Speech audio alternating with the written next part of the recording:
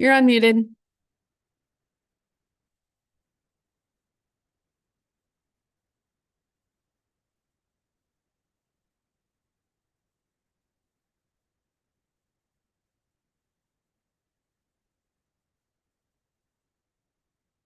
We're good.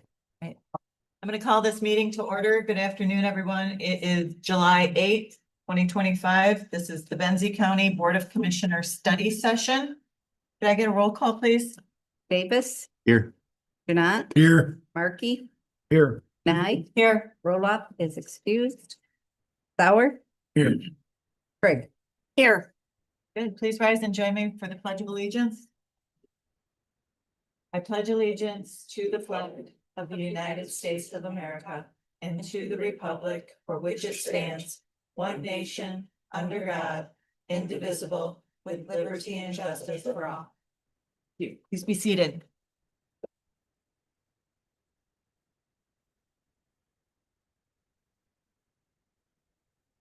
We have an agenda before us. If there aren't any changes, I would look for a motion to approve. Jeanette moves to approve as presented. Davis will second. Motion and support. All in favor, say aye. Aye. Hi. Opposed, same sign. We have minutes to consider from June 24th. Trigg moves to approve the minutes from June 24th. Sauer will support. Motion and support. Is there further discussion? Hearing none, in favor signify by saying aye. Aye. Opposed, same sign. So moved. This brings us to our first public comment. Is there anyone who would like to speak? Seeing none, I will close public comment, and that brings us to our HR update. So there isn't much to give because I kind of talked about it this morning under my admin update. So we've hired on a few new people, which is great. We're also advertising for a few positions to point people to our website as well as it is on Indeed. We do not have any active work comp claims, so that's really exciting. We do have someone participating in the infant in the workplace program right now. It's going really, really well. I don't think I've heard that baby once. So she just sleeps and is cute all day. And she's in Paula's office right now and things seem to be going well. Other than that, from an HR standpoint, things are good. Shelly's doing great. She's really learning the payroll process and she's trying to condense it now and, make tweaks to the process to speed it up because it is quite the process. She's doing great with all the onboarding and interviews and all the things. So things are going well in our office and we're hoping with a third person, things will be even better. Very good. Just for the benefit of our new commissioners, who I don't think were here when we passed that policy, we have a baby in the infant in the workplace policy, and Mhm. babies can be here up to 6 months, as long as they satisfy certain conditions. Yep, 6 And- months or mobile is the policy. There is, waivers and stuff to be signed. And if the baby's fussy, they have to go home for the day and that sort of thing. But it's been working quite well. She is the baby, I believe. Third or fourth? Carly, Dave, Isabel, and Rose. Fourth baby. Oh, and Lisa, fifth baby. Yeah, our fifth baby. And it's been going well. And if you want feedback, the sheriff had a baby up there and I never heard anything negative. So, yeah. Yeah. I still get lots of compliments from people about how cool it is that you guys took that leap. So We're very progressive. you're very progressive. Are there any questions on the HR update? Seeing none, we will move on. Topics for continued discussion. We have a presentation from BS&A Software regarding our cloud conversion, and I believe we have a representative joining us via Zoom. Actually, two. So Dominic and Bill are on Zoom. They apologize for not being able to make it, but some personal reasons they couldn't get up here. So I'm going to admit both of them into the meeting so that they can go through the presentation with you and answer any questions that you have. I know that we ultimately approved converting to the cloud, but there was a lot of questions regarding the why and what have you. And so they're there today to answer all of those questions. So Bill and Dominic, you should be coming into the meeting.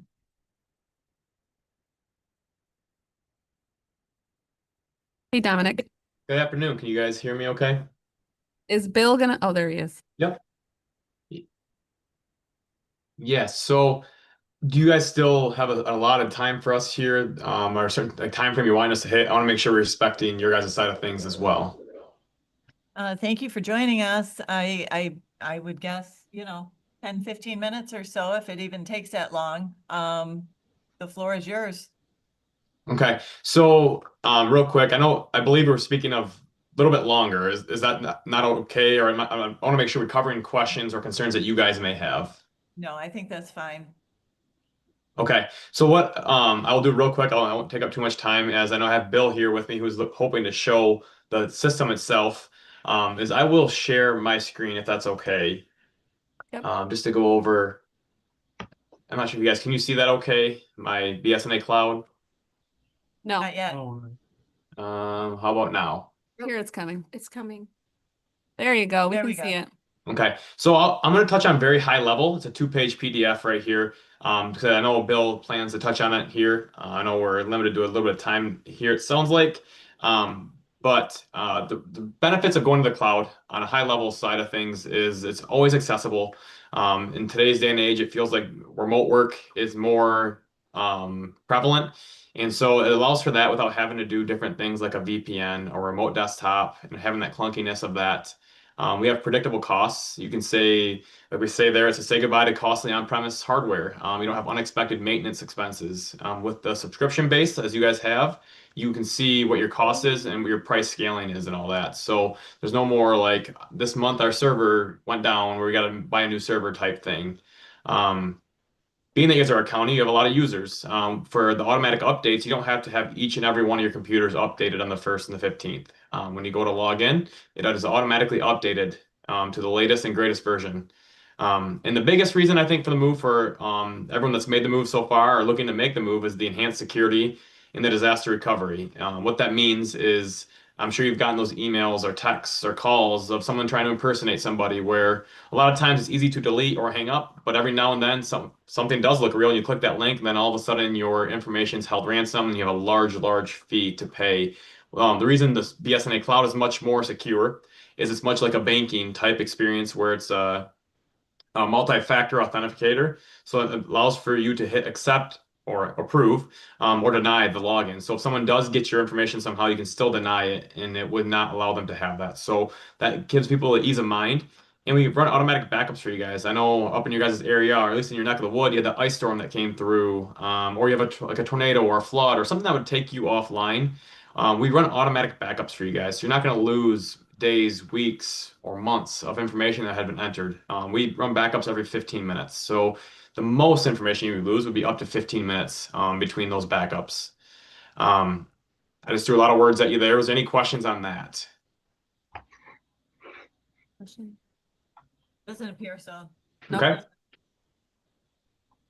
And the second page here, why make the move?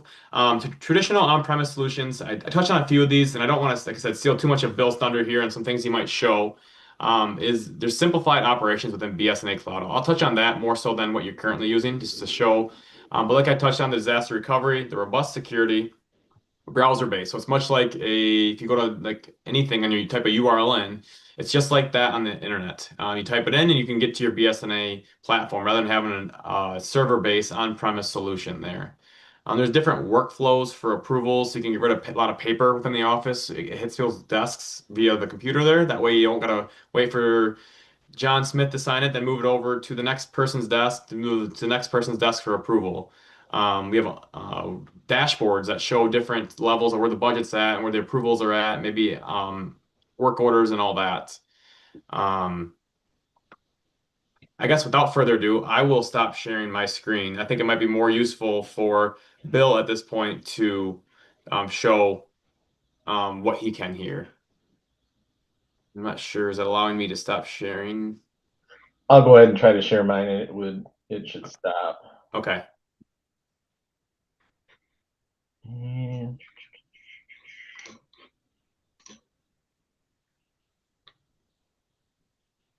okay, Dominic, let me know when you see my beautiful granddaughter. I see your beautiful granddaughter. Awesome. So what I'll do is I'll just kind of give you guys like a 5 or 10 minute high level overview. And then if you guys have any further questions, of course, we can address those questions that you might have. So like Dominic had mentioned, you're going to access your database now through a browser. So I already have a web browser open. Most users will simply place a bookmark to the URL on their dashboard or on their desktop, just like you would bookmark any other web page. From there, it's going to take you to your login page. And all you do is simply provide your credentials, username, password, and you will choose login. Now, like he had also mentioned, two-factor authentication is a requirement, and that's going to operate just like it would when you're logging into your bank. You can get a text, you can get an email. You can also use a couple of different apps, Duo Mobile or Mobile Authenticator. We also offer a single sign-on ability as well if you have a single sign-on to set up an Azure AD. Now, when you first log into the system, this kind of landing page that you see here, this is called a dashboard. Users don't have dashboards in the on-prem solution today. Also, the cool part about cloud is that instead of having separate databases like we do today in the on-prem solution, it's all one database. And so there's inherent advantages to that. Number one, users on their dashboard can have information from any module that they have access to, all kind of in one place. So data management and data integrity with these dashboards is huge, right? It just gives me a focal point where I can see and I can monitor things that are going on my day-to-day processes. Now, because it's a single database, they're all going to be comprised in here, and the layout and the design of all of the modules is exactly the same. So there are 4 distinct areas within each module. There's an area called views. This is where your data is located, different tasks or processes, your setup area, and your settings. And this is very different than what you have with the on-prem solution. Each one of those programs kind of operates a little bit differently. They're not all unique and all the same. Now, some features that you'll see within the cloud system is that when you are looking at data, you're going to either be looking at lists of records like I am here or individual records. One of the cool parts about these lists of records or list views is that users have the ability to create filters on any of the fields across the top or even an advanced filter here. Now, when you create filters, you can save them, and then what they are just simply unique views of your data. We call these workspaces.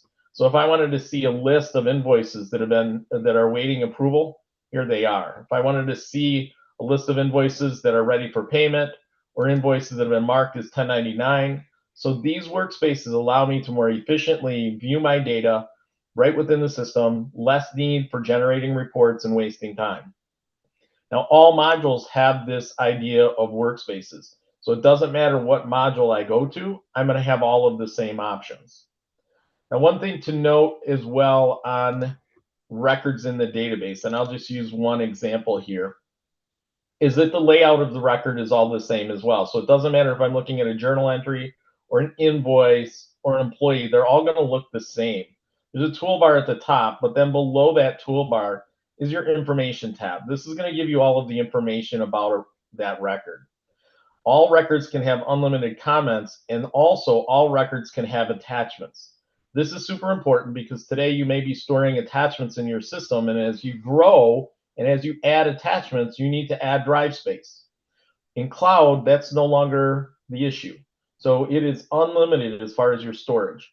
Now, attachments are simply files that you store with records in the database. So an example of an attachment would be this invoice that I have stored when processing my invoices within the system. And again, every single record can have these documents and attachments stored in the system.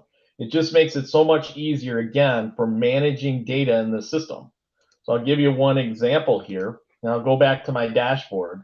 This widget right here is going to allow users visibility into different line items. From a line item, if you want to look at your activity, in this case, let's just look at our operating supplies. I can see exactly how much budget we've spent on that individual line item. I can see the budget, I can see the activity, and then if I wanted to drill in and take a look at individual transactions, I just simply select that line item. This gives me a list of the transactions. I can print this out as a report. I can also change the beginning and ending dates and even span multiple fiscal years. And then if I need to look at a transaction, all I do is simply select the transaction. Here's going to be a copy of the invoice. Super, super simple. So especially if you guys are having a Board of Commissioners meeting and maybe you ask a question about a certain line item, Because it's cloud-based, just log in, boom, you've got that information right here. The other thing that Dominic had mentioned are workflows for approval processes. So I can see easily that this invoice had been approved. I can also see what avenue that approval process went through. So this was approved by the police chief, followed by the finance director before that approval was completed. So again, easy access to be able to manage data, right within the system. So I just kind of wanted to give you a brief high-level overview. Now I'm going to show you just a couple of new features that we've added into the system. And I'll start with invoicing. In accounts payable, when we're entering invoices into the system, if we are attaching documents, we now have an artificial intelligence tool that's going to allow us to easily be able to upload documents. And as we do that document upload, it's pulling information off of that invoice. And so here's my invoice image here on the right-hand side. But what it's also doing is it's matching fields from the invoice to fields in the database. So much less data entry for the user. It's more what we would call data validation. So as you can see, these are the different data fields here. When I go ahead and choose OK, it's going to populate all of those data entry fields. So here's my invoice number, my invoice date, my due date, my dollar amount, right down to even whatever it was that we purchased.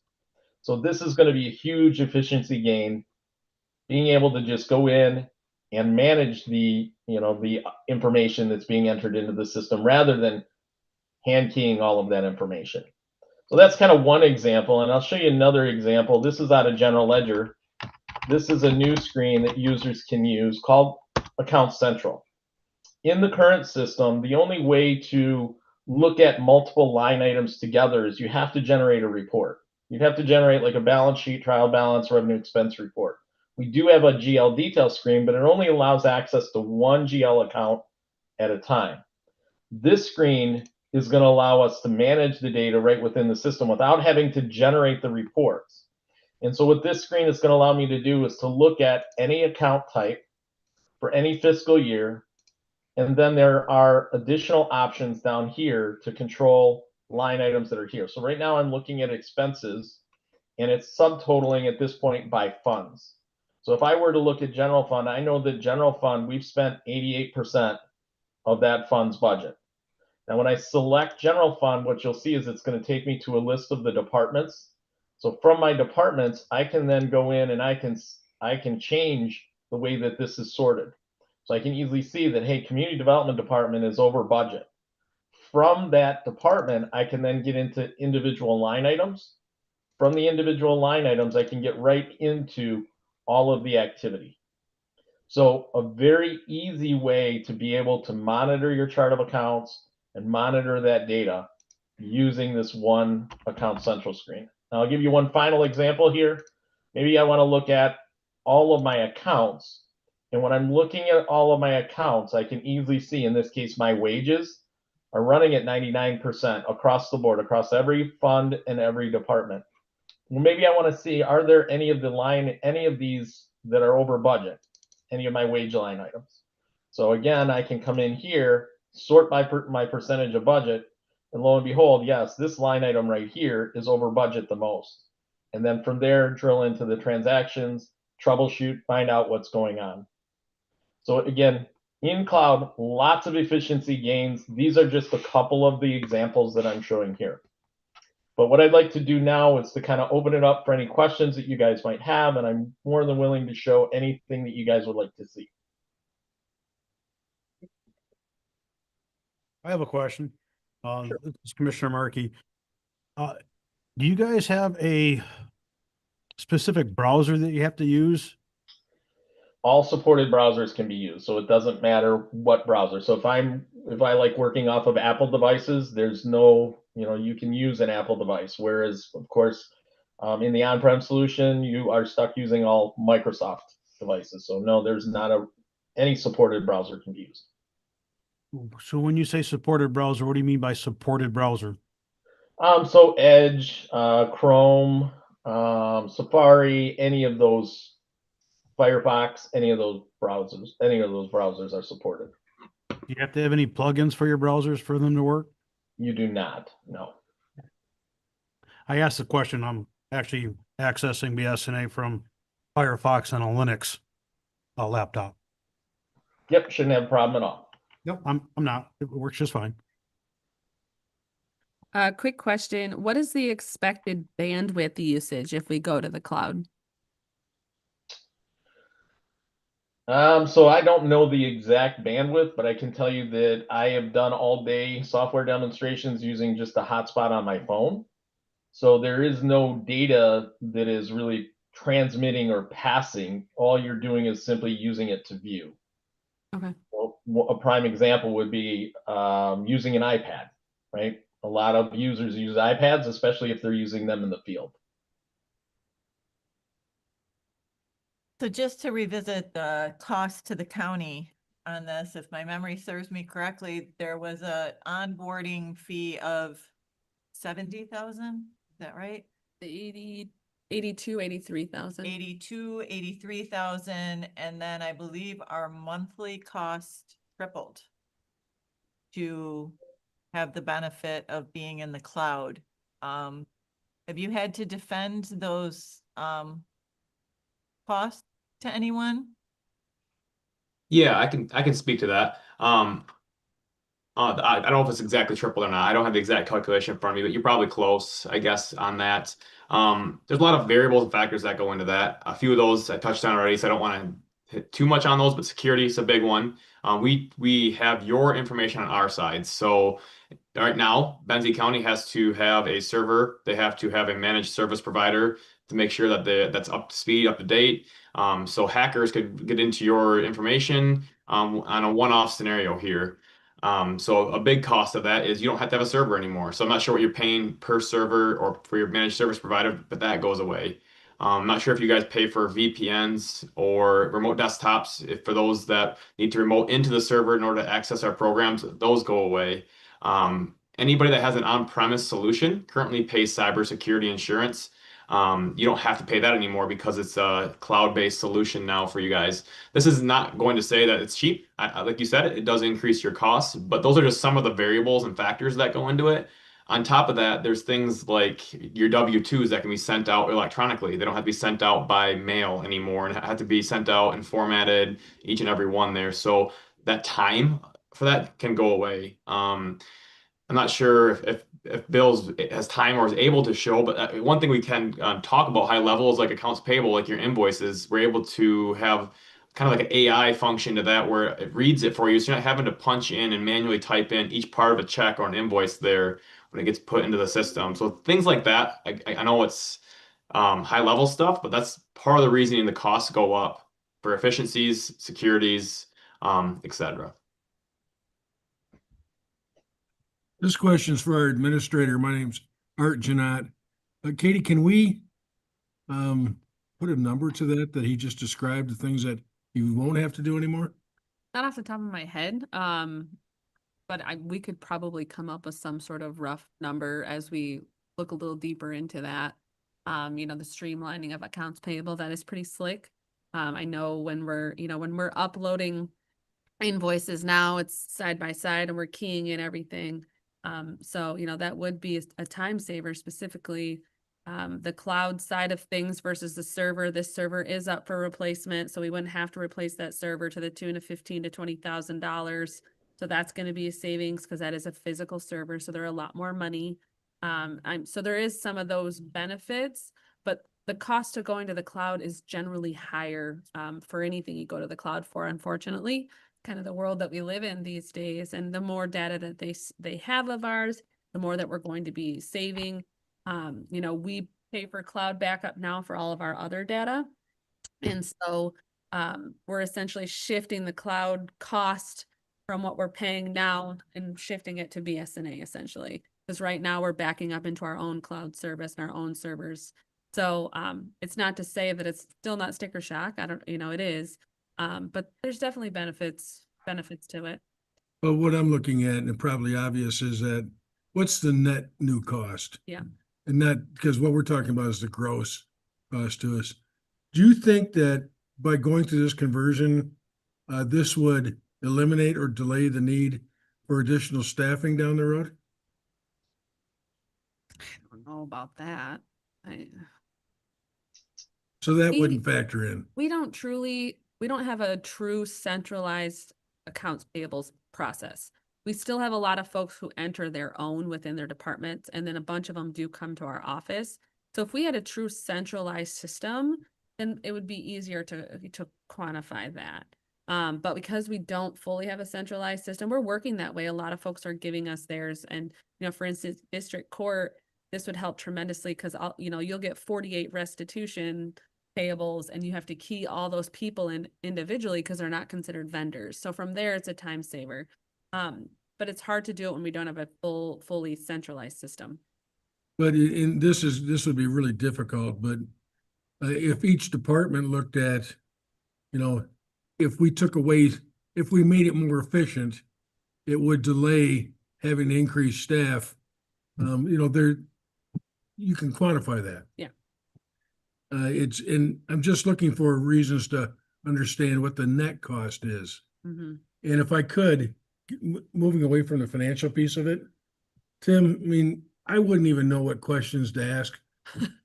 Is there questions you may already know the answer to, but the rest of us would benefit from you asking them so we can hear them? Well, with regards to cost, the argument that they're taking away the cybersecurity for BSNA because it's on their cloud versus being here locally. Argument's going to be that we already do cybersecurity here locally anyway. In fact, we just went through a major process to do that. So that argument to me is minimal at best. Okay. And then with the backup, again, we have a backup solution that we have to still implement anyway. So again, that's going to be minimal. The cost to replace the server, $20,000. Yeah, but that's going to last us what, 5-6 years, and we have to replace it again. Mm-hmm. $83,000 is a lot of time going out and purchases of servers. So the sticker shock is huge to me. It's to me, again, no offense, this is just a statement. It's almost like Microsoft with their money grab going to a subscription-based services instead of having you buy Microsoft Office for life, you have it. Well, now they don't support that anymore. They're going to subscription-based. Now everybody's paying a monthly yearly fee. And to me, that's almost the same thing. Well, we have the opportunity. Why not? At one point you're going to question how much profit's enough, right? What I hear you saying is that potentially we could be held hostage on this. Oh, definitely. I mean, are they the only game in town? So I actually sent out an email to my listserv, just asking that question. And I mean, in a nutshell, just about, yeah. So answer your question, Art? Definitely. Do we have to make this conversion or is this an Yeah, option? they're making us, you have like a year and a half to do it. Okay. And our monthly cost went from 30,000 to 90,000. Is that right? Annual Annually, 30,000 to 90 annually ish. Yep. ish. So 3 times what you said. I mean, I struggle with, to me, the cost that they're asking for you're not getting the benefits for the extra dollars, at least in my opinion. But I don't, they're basically holding a gun to your head saying, you don't have a choice. Is there room to negotiate? We did do some negotiation and they did agree to lock in the price for 3 years, which they typically don't. It goes up by the CPI. So we did, and we made sure to double check the proposal too. And we no longer have animal control licensing and fixed asset. So that came off the list to lower it to exactly what we need. They took a list of all of our users to make sure we're only being charged for the, amount of folks that are going to be in the system. So we did all of those things. I have some questions there. So currently, when we do our payroll, we don't have individual logins. Would this change with this? What do you mean? So like when we go into, or maybe I do and I just don't know. You do. Everybody has a timesheets login already. No, Okay. when you do accounts payable, is that what you're talking, they log you in by the. I Oh get yeah, we logged log you Okay. in for you. Thank you. Bless you. Okay. Okay, so then I will have my own login, and one thing different is that I could potentially do this from home. Correct. Okay. I lost my train of thought. I did have some so it does look like too that this is a little more integrated, right? So that budget and payroll and all these are kind of connected It's now. all within this one platform, whereas right now they're apps, modules on, and so you have to open the individual modules now, whereas right now it's all kind of in an integrated screen with the cloud base. Yep. And so would I be able to, so when you went through, you kind of talked about, being able to look at a certain line item and kind of look underneath that and see what's been paid. Yep. And that looks like it can be printed in kind of a report form. Are there other reports that we can pull? One thing that we talked about during budgeting, right, is that our budget sheets are kind of all over the place, and we were wondering if we can kind of change some of those so that some line items kind of line up a little bit more for, say, you know, Oh, yes, I know what you mean. stuff in, stuff out, being together instead of First 30 pages So between them. that's a question for the two of Yes. you is, can you customize the reports? So what the commissioner is referring to is when I am in general ledger and I print out the budget report for the general fund. Obviously in the general fund, there's various different departments. And when I pull that report, it puts all the revenue first and then all the expenditures after that versus doing revenue expenditure by department within one report. Is there ability with the new system to customize those reports a bit more? So yeah, help me understand your chart of accounts. Are you departmentalizing your revenues? In other words, do you have a department code tied to each one of the revenues? Yes. Yep. So even today, you should be able to print that report accordingly. So you have your matching departments for revenues and expenses. It's just the subtotaling has to be changed for that report. But yep, it works that way in .NET, works that way in cloud. Well, if you could send us all the how to do that, because we can't figure it out. Yep, it's just the setting in the report. Yeah. And that's one of the cool things too about cloud. You'll notice this big question mark here. This is all new as well. And each user has the ability to see product news announcements, release notes. So those would be all of your updates and all the new features, functionality, like that AI tool that I told you about. The show me how are different videos that we walk users through. There's also, of course, your manual. There's also our training center. And then this is a new thing that's pretty cool. It's asking questions through our virtual support staff. And so we invested in a completely new support software.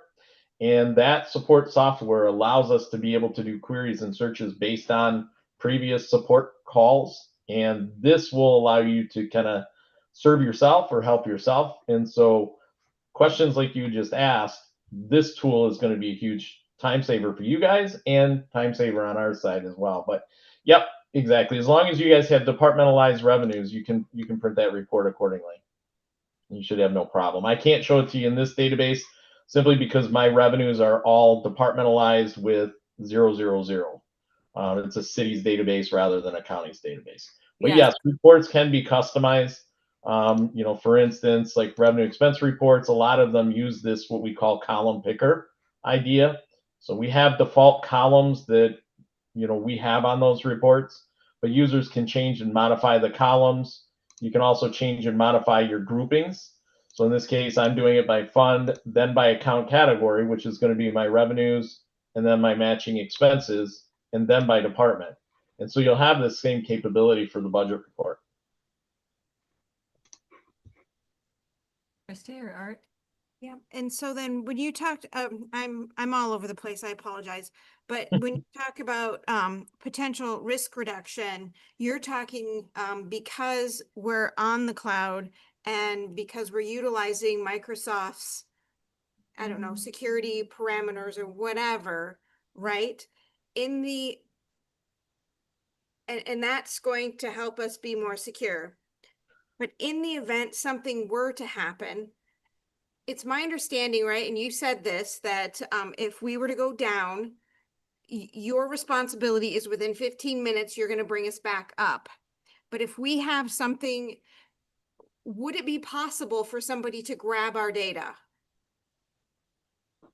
No, that is impossible. So now if you allowed a user into your system and, say they wanted to export data tables, yes. But for them to get into their system, they'd have to get a username and a password, and they'd also have to authenticate as that user. Yeah. And so that multi-factor authentication is just like me being able to get into your bank account, right? If I know your username and your password, in theory, I can get into your bank account, but it's protected by that multi-factor authentication. So you're going to get a notification that somebody's using your username or password, and you would decline it. Now, if you go ahead and say, yeah, that's me, go ahead. Now they are into your database. Yes. Is the multi-factor authentication, is that Duo or is that something that BSNA provides? Nope. You can use Duo if you'd like, or you can use Mobile Authenticator or text or email. I get a text on that. Yeah, just I have to enter in a text code in order for me to get. I want to get back to what you were talking to with Commissioner Trigg with regards to security. That's a pretty bold statement saying that no one could get into your database unless we gave them credentials. And I say that because there's some very large databases out there that are very secure that have been breached.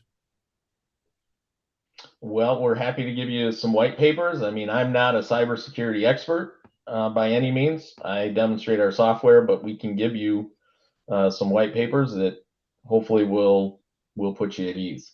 Well, at a previous meeting, someone asked me about the difference between security of having it in-house versus you guys having it.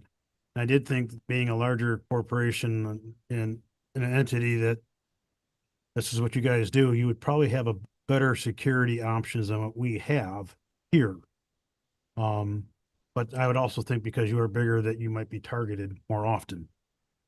I'm not saying what you guys have is not secure. I'm just thinking it may not be bulletproof. Yeah, I'm happy to get you any additional documentation that'll help with that. I'm not necessarily an IT professional by any means, but I know I can work with some of our people on our side to get that white paper, as Bill mentioned, to send that over to you to get you at ease, if that helps. What is a white paper? Paper that's white. Yeah. Documentation that'll Yeah. explain it more. Published document, like a published article of some sort, or, some sort of document that has merit. To the Talks in detail about, reachability. Yeah, it's So a document with it merit. talks in detail about any subject matter. that's something I would be interested in. I don't think the rest of the commissioners would be. No, Chrissy's husband may be interested in it. Yeah, I used to do IT for a living. That's why I asked some of these odd questions, guys. Oh, no worries. Yep. So I want to go back to the reports. And my knowledge is limited, so I do rely on questions that Commissioner Markey's asking. But in my experience, if on a previous life, if we ordered special reports or custom reports that were reoccurring, there was a charge to program those reports. Are these all done at no expense? If we want special reports, You're gonna do it Okay. yourself. or we're doing it ourselves, in-house? I No. can. Yeah, so we can do some of that customization within the system we have now. I can tell you, I've played around with this for years, trying to get what he says we can do, and I still can't figure it out. Do you have the online or the, Well, Well- I'm in the actual module. okay, I think on the online you can do it Okay, a little bit more easier. perfect. So Just- this is within the budget report, not just normal reports. This is No. within the draft budget reporting. I And know, it's more limited than the others. well, Homestead's their general ledgers online, but their taxing is the module. But let me go back to the question. Because I don't know how long it takes to develop reports, but let's say we wanted to come to you and give you the parameters and you're going to build the report for us. Mhm. Is there an additional cost for that? I'm not aware of an additional cost to build special reports within the system. You just have to know what you're doing. And you have to do it. do you guys build reports for us? So typically, so there is a built-in report writer that comes with Cloud, just like the .NET, report writer. So you can build them yourself. Typically, if we have to build them, there is a cost. Just it kind of depends on the report. We would need to see the parameters first before knowing whether or not that's something that falls under the support agreement or would fall under an additional cost. So, if we were able to show an efficiency that you folks would help us develop the report so staff can use their time differently, and you built that into the cost, we'd feel like you're making some concessions. Can we negotiate that? I don't see why not. Because that could be a time saver potentially, right? And Yes. if I look at special reports, I'm talking about one time, and then sometimes you have custom reports that you're getting with some routine regularity. Yeah, that is correct. So, I mean, that's with really kind of any kind of feature request that we have. If it's something that benefits the masses, then typically it's something that we would put on our roadmap and not charge for. So, for instance, the AI tool, right? That was something that came to us. Not only did we want to do it, but several municipalities asked for that. And so that is not going to be an additional cost to, any customers because it's going to benefit the masses. But if it's something that is unique only to Benzie County for their own needs, then typically, yes, there is a cost for that. Would you be willing to waive that cost in this contract? And that's not something that I can negotiate. That would be something that Dominic would need to talk about. Yeah, so it's something depending upon, I need to get the parameters for sure, and to see what it all entails and the stuff that if we even house that information, where, yeah. So if you could get me like the headers and the different information you're looking for, what we want it to look like ultimately, that's where I can take it and run and see what I can do on behalf of you guys.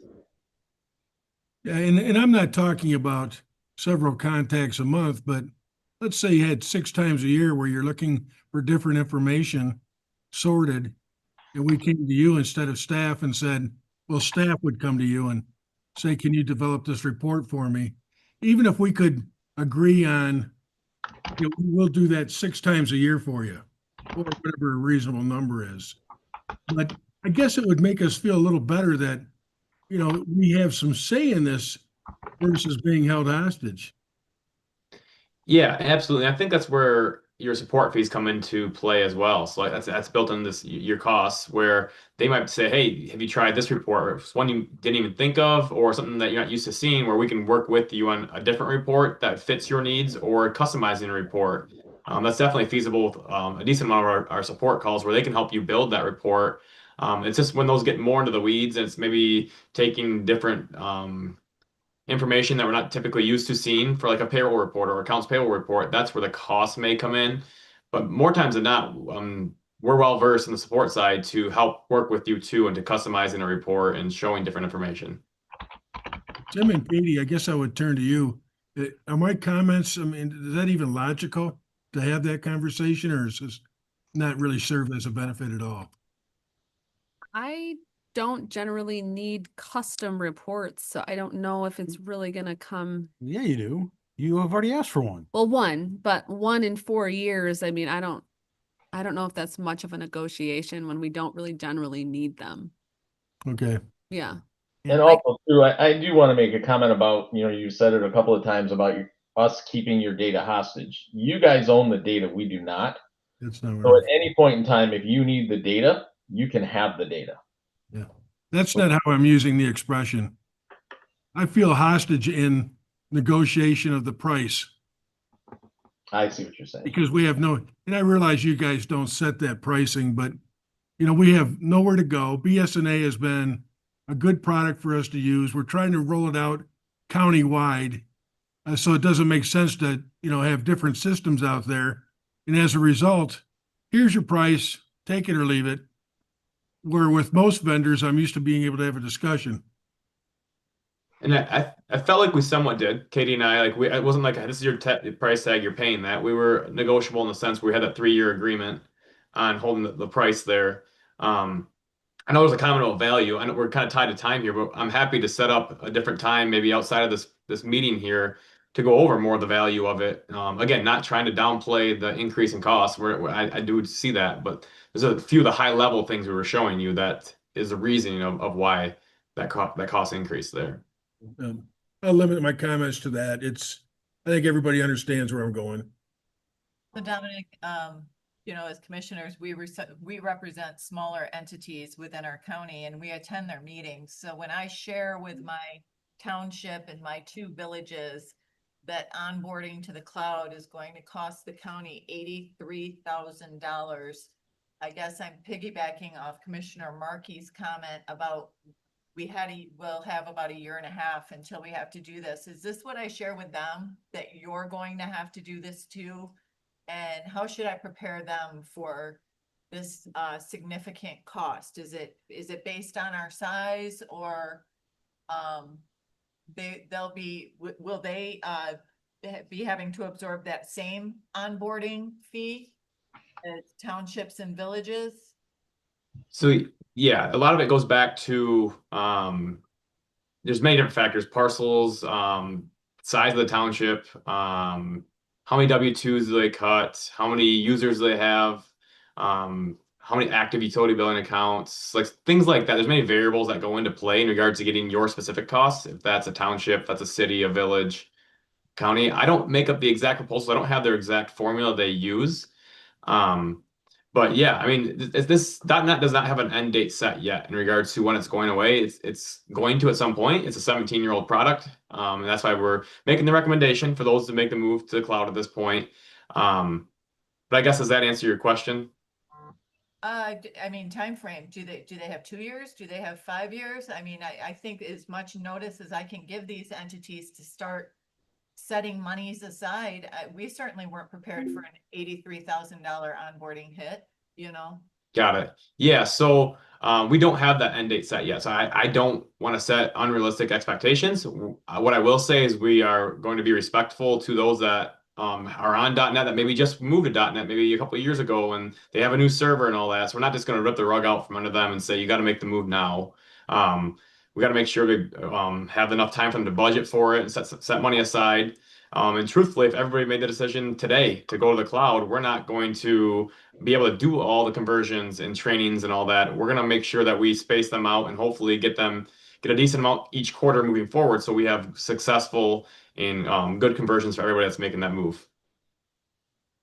So to answer your question, I don't have an end date or a recommendation of like if it's 2 years or 5 years or whatever it is. It's not going to be tomorrow. It's not going to be next year. We're going to end it necessarily, but I don't want to be held to a date where I don't have that date yet in regards to when it will end. Are there any more questions? I have one more. Okay, Chrissy? Did you, and I could be, anyway, I thought I heard you say something about number of users. Is cost dependent on number of users? So if we added more users, are we anywhere near going up another tier in pricing? So that's a good statement there. So users in cloud does not change the cost. My comment was more so how many building department users you have for those that are in the field and those that are in office working on the building department or the community development applications there. So the total users for everybody that uses cloud, that does not change your cost if you have 1 user or 1,000 users. This is more so to help us scope the project, to figure out how many training days we need, what to expect for being on site for your different trainings, to see, okay, we have roughly 10 users for this department, 10 for that one, etc. Okay, thank you. All right. In your slide, it shows 3 to 6 months for your onboarding timeline. How realistic is that? So for county, I think we made that clear back when we had our original meetings. That's not going to be a thing. We're looking at next year, well into 2026 for the counties. The counties are spacing out more because we want to make sure we hit these well. We don't want to make sure we're just going to throw them into the end of the year and make sure and hold on for dear life. We're making sure we're intentional about it, giving our counties like the white glove treatment in a sense where they speak for the other entities, the townships, the villages, and cities, and say it went well for us. We want to make sure we hit these well. I don't know if we have a date, Katie. I don't work on the scheduling side of things. I can look into that, but I believe we're looking at summer to fall of 2026 for a go live. Is that correct? Summer of Okay. August 24th of next summer. Okay. So we have well over a year now still to go live. Question. They had one. Actually, some of the townships that I attend have already brought this up. I take it Kelly has talked to them, like a $3,500 fee yearly and about a $4,000 setup fee. So that's what I was told. Maybe it depends on each township, but it's a concern. You know, it's one of those things, Art says it best, they're kind of held hostage, you either do it or you don't. I am happy with the fact that the data is ours. We can get it back if it happened to drop out. What happens if you have townships that don't want to sign up on this? Or go to something different? Is it compatible? Because you're gonna use this to reconcile the taxes every year and things like that. So, I just feel that we're not there yet, to me. I would like more information. Want to come and do a presentation, I'd be more than happy. I do have another question. So the one-time fee, the 85,000, that is for training and data migration and whatnot, correct? Basically everything it takes to make the move from .NET to cloud. So yeah, you're bringing your old information into a cloud for your training, for your project management, for your IT consultation, etc. Anything that happens between the today and you go live August 24th. Okay. And so all of our data that's in .NET right now will be migrated to the cloud. So we won't lose anything that was in the previous system. We bring the last 5 years over. That's industry standard there, so it helps for anybody that needs an old W-2, needs a historical reporting. Doesn't mean that your information from years on the road's gone. You have a way to store that and have that available to you if needed. But typically, we found that not many times you have someone walk through the door needing a report 7, 8, 9 years ago. But it's available if that does come up. Okay. So just 5 years will be in the cloud. Yep, we want to make sure you don't start hitting the ground running day one without all your employees' time off in there or an old budget cycle or anything really in the last 5 years. That's why it's helpful to reference that and have that available if needed to run, report on, etc. And then do you help us then too with, what do you call it when after a certain amount of time that you get rid of data? What do you call that? Retention. Retention. Do you help us with retention? So Bill, I'm not sure if you know on that. Speaking of that, we don't, I mean, it's just typical to have that information in there. Now, if you guys want to recycle that and get rid of that, that's up to you, but I'm not sure what you mean by help, I guess, unless Bill, you have a better answer on that. No, not really. Yeah. And I assume there's also levels, like somebody like me would be a viewer and somebody like Kelly would have full access. She could read, write, da, da, da. Yep. So you have your enterprise level users that have access to everything. Typically, that's 1 to 2 users, maybe, because it is such a broad usage. Then you have your payroll specific usage, and you have all the access there, but nothing else in X, Y, and Z program, and then so on. Or you have just a viewing access where someone might want to log in, they want to be able to view reports, but you don't allow them to edit, change, or modify anything. I know specifically like your auditors, they really like the cloud because they're able to you can give them access if you want to, and it's just view only access, so they can get what they need for their audit purposes. And they don't have to grab backups and send to them, and then restore, and then make their changes, and then send them back to you to take a look at. So it's just something to consider as well. Does the software track that? So, right, for the 2 people who read, write, and they make adjustments and changes, is that all documented? Who changes what? Yep. So we have the audit reports and the different audits that we have in the cloud as well. Yeah, just like you have an audit trail today, there's an audit trail in cloud, and it's actually better and more granular. Alone should save quite a bit of time. You guys gather documents all the time for the auditors, do you not? Oh, they're referring to transactions within the system as the audit trail. So like if there's something wonky 2 weeks after payroll, I can go in and say, well, on this date at this time, so-and-so did this thing. That sort of audit trail. The other thing you could do too, and many municipalities do this with their auditors, is they'll simply give them a login to the system. We'll set up a dashboard. It would be read-only login, and then they can do a lot of their audit work right from their office. It's cloud-based solution. So, You just give them an invite to the database, give them a read only, set up a dashboard for them, and let them go. That would be a time and money saver for both my office and Kelly's. There would be a reduction in the service.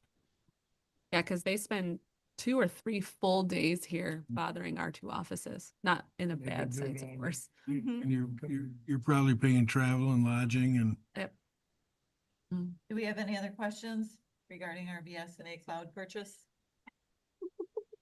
Thank you, gentlemen. I appreciate you taking the time. Sorry we took you a little bit longer. Appreciate you fielding all the questions. No worries at all. That's what I'm here for. I'm your guys' account manager from BSNA. So if you have internal conversations or anything else that I can address, I'm very happy to give you guys the information you need to help ease any concerns at all. So don't hesitate to get a hold of me if I can be of help. So noted. Thank you so much. Thank you guys. Yep. Good. Moving on, we are going to move now. Did we want to discuss this any further? The cloud situation? Did anyone have any comments they wanted to add after that presentation? No, Well, you can still listen. yeah, anybody can listen. I'm struggling with the change in cost. Yes, you're getting better features, better access. I get that, and it may make life a little easier. That's a huge cost for convenience.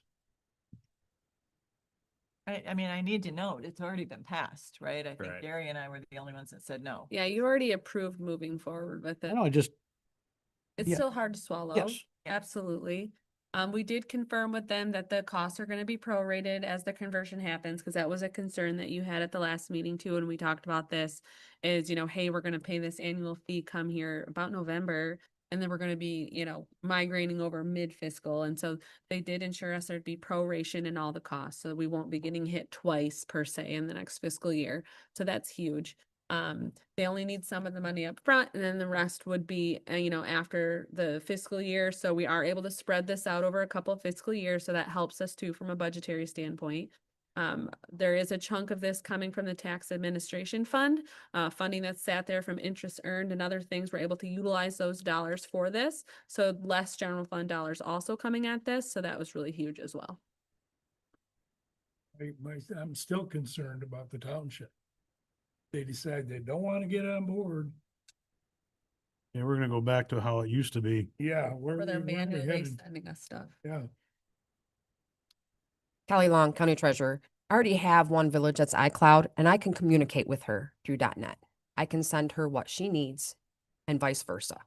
So if the townships or the villages or the city does not want to come on board, they do not have to. I can still communicate with taxes and whatever it is we need to do.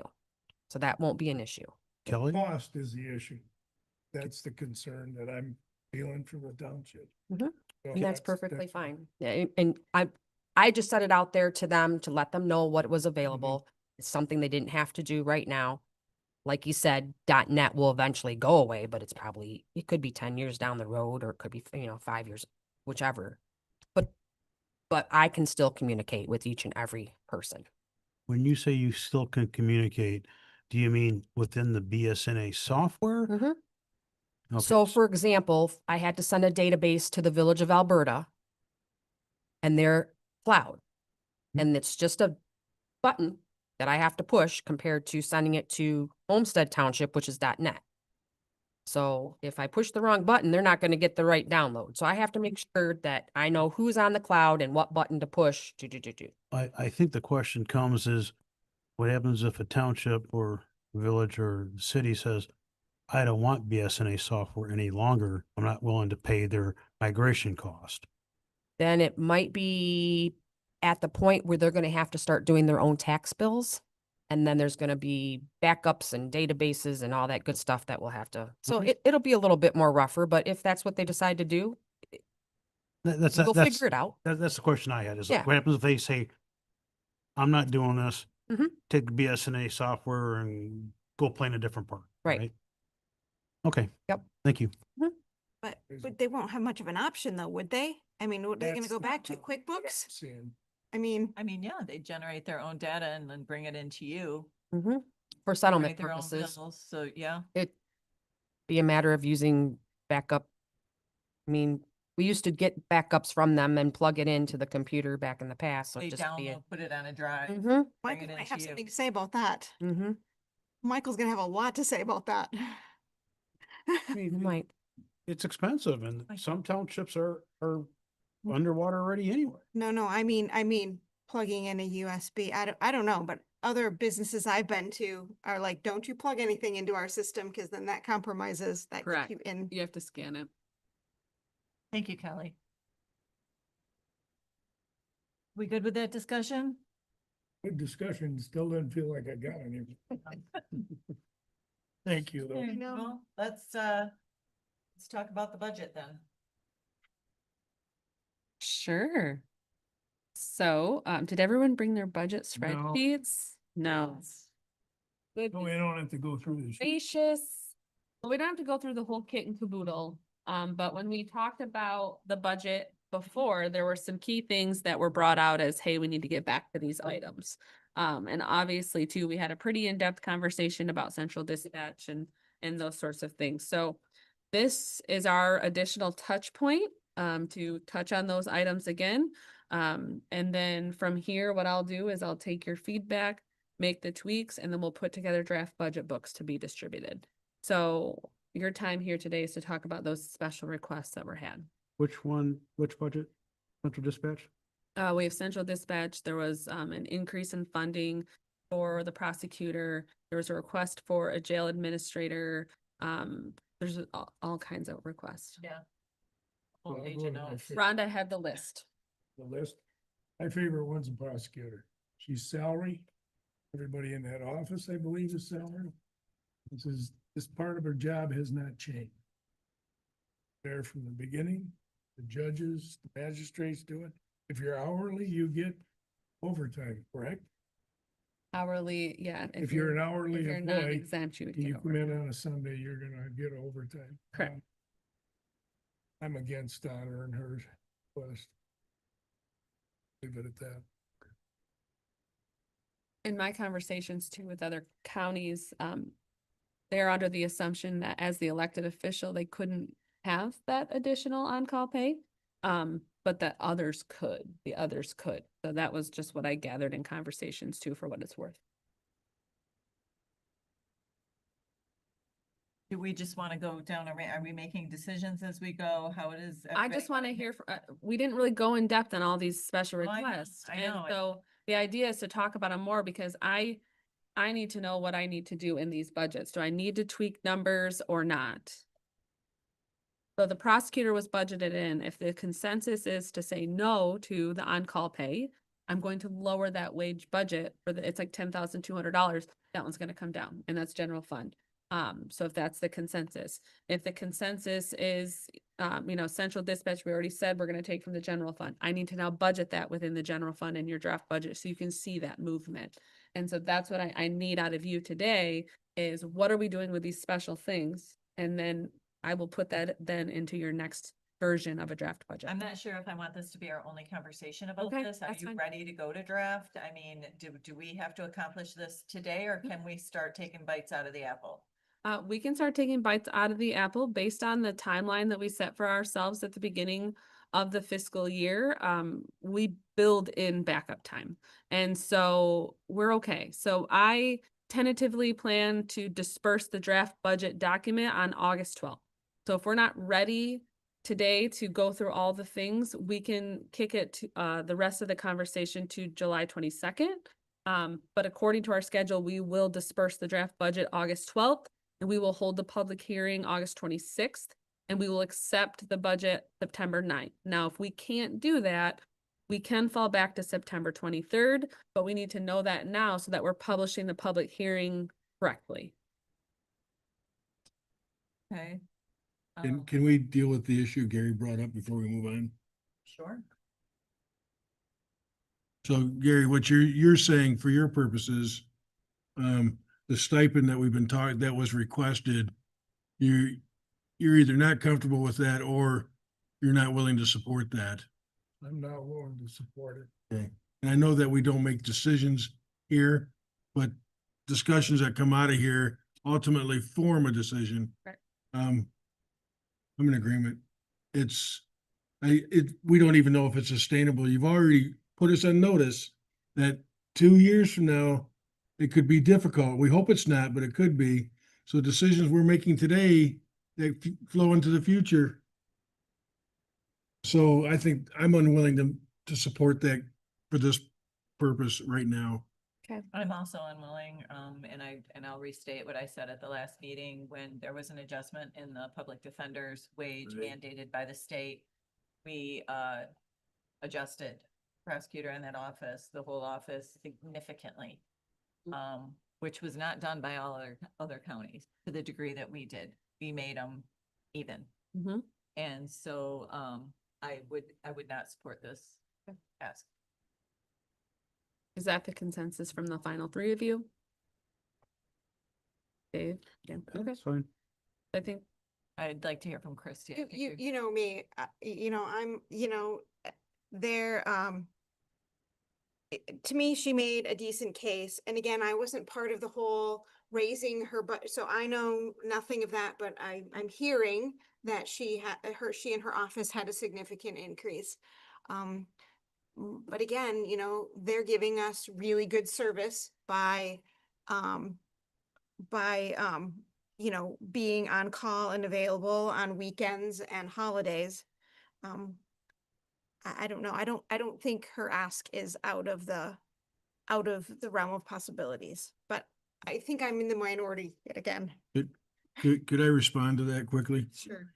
So you're right. You have not been in the full conversation. Mhm. And what happened previously is that there was a directive that said what do they refer to them? The attorneys that are Defense. defendants, Indigent public defense. defenders. We were told how much they had to pay. And that immediately would create a disparity with prosecutor's office.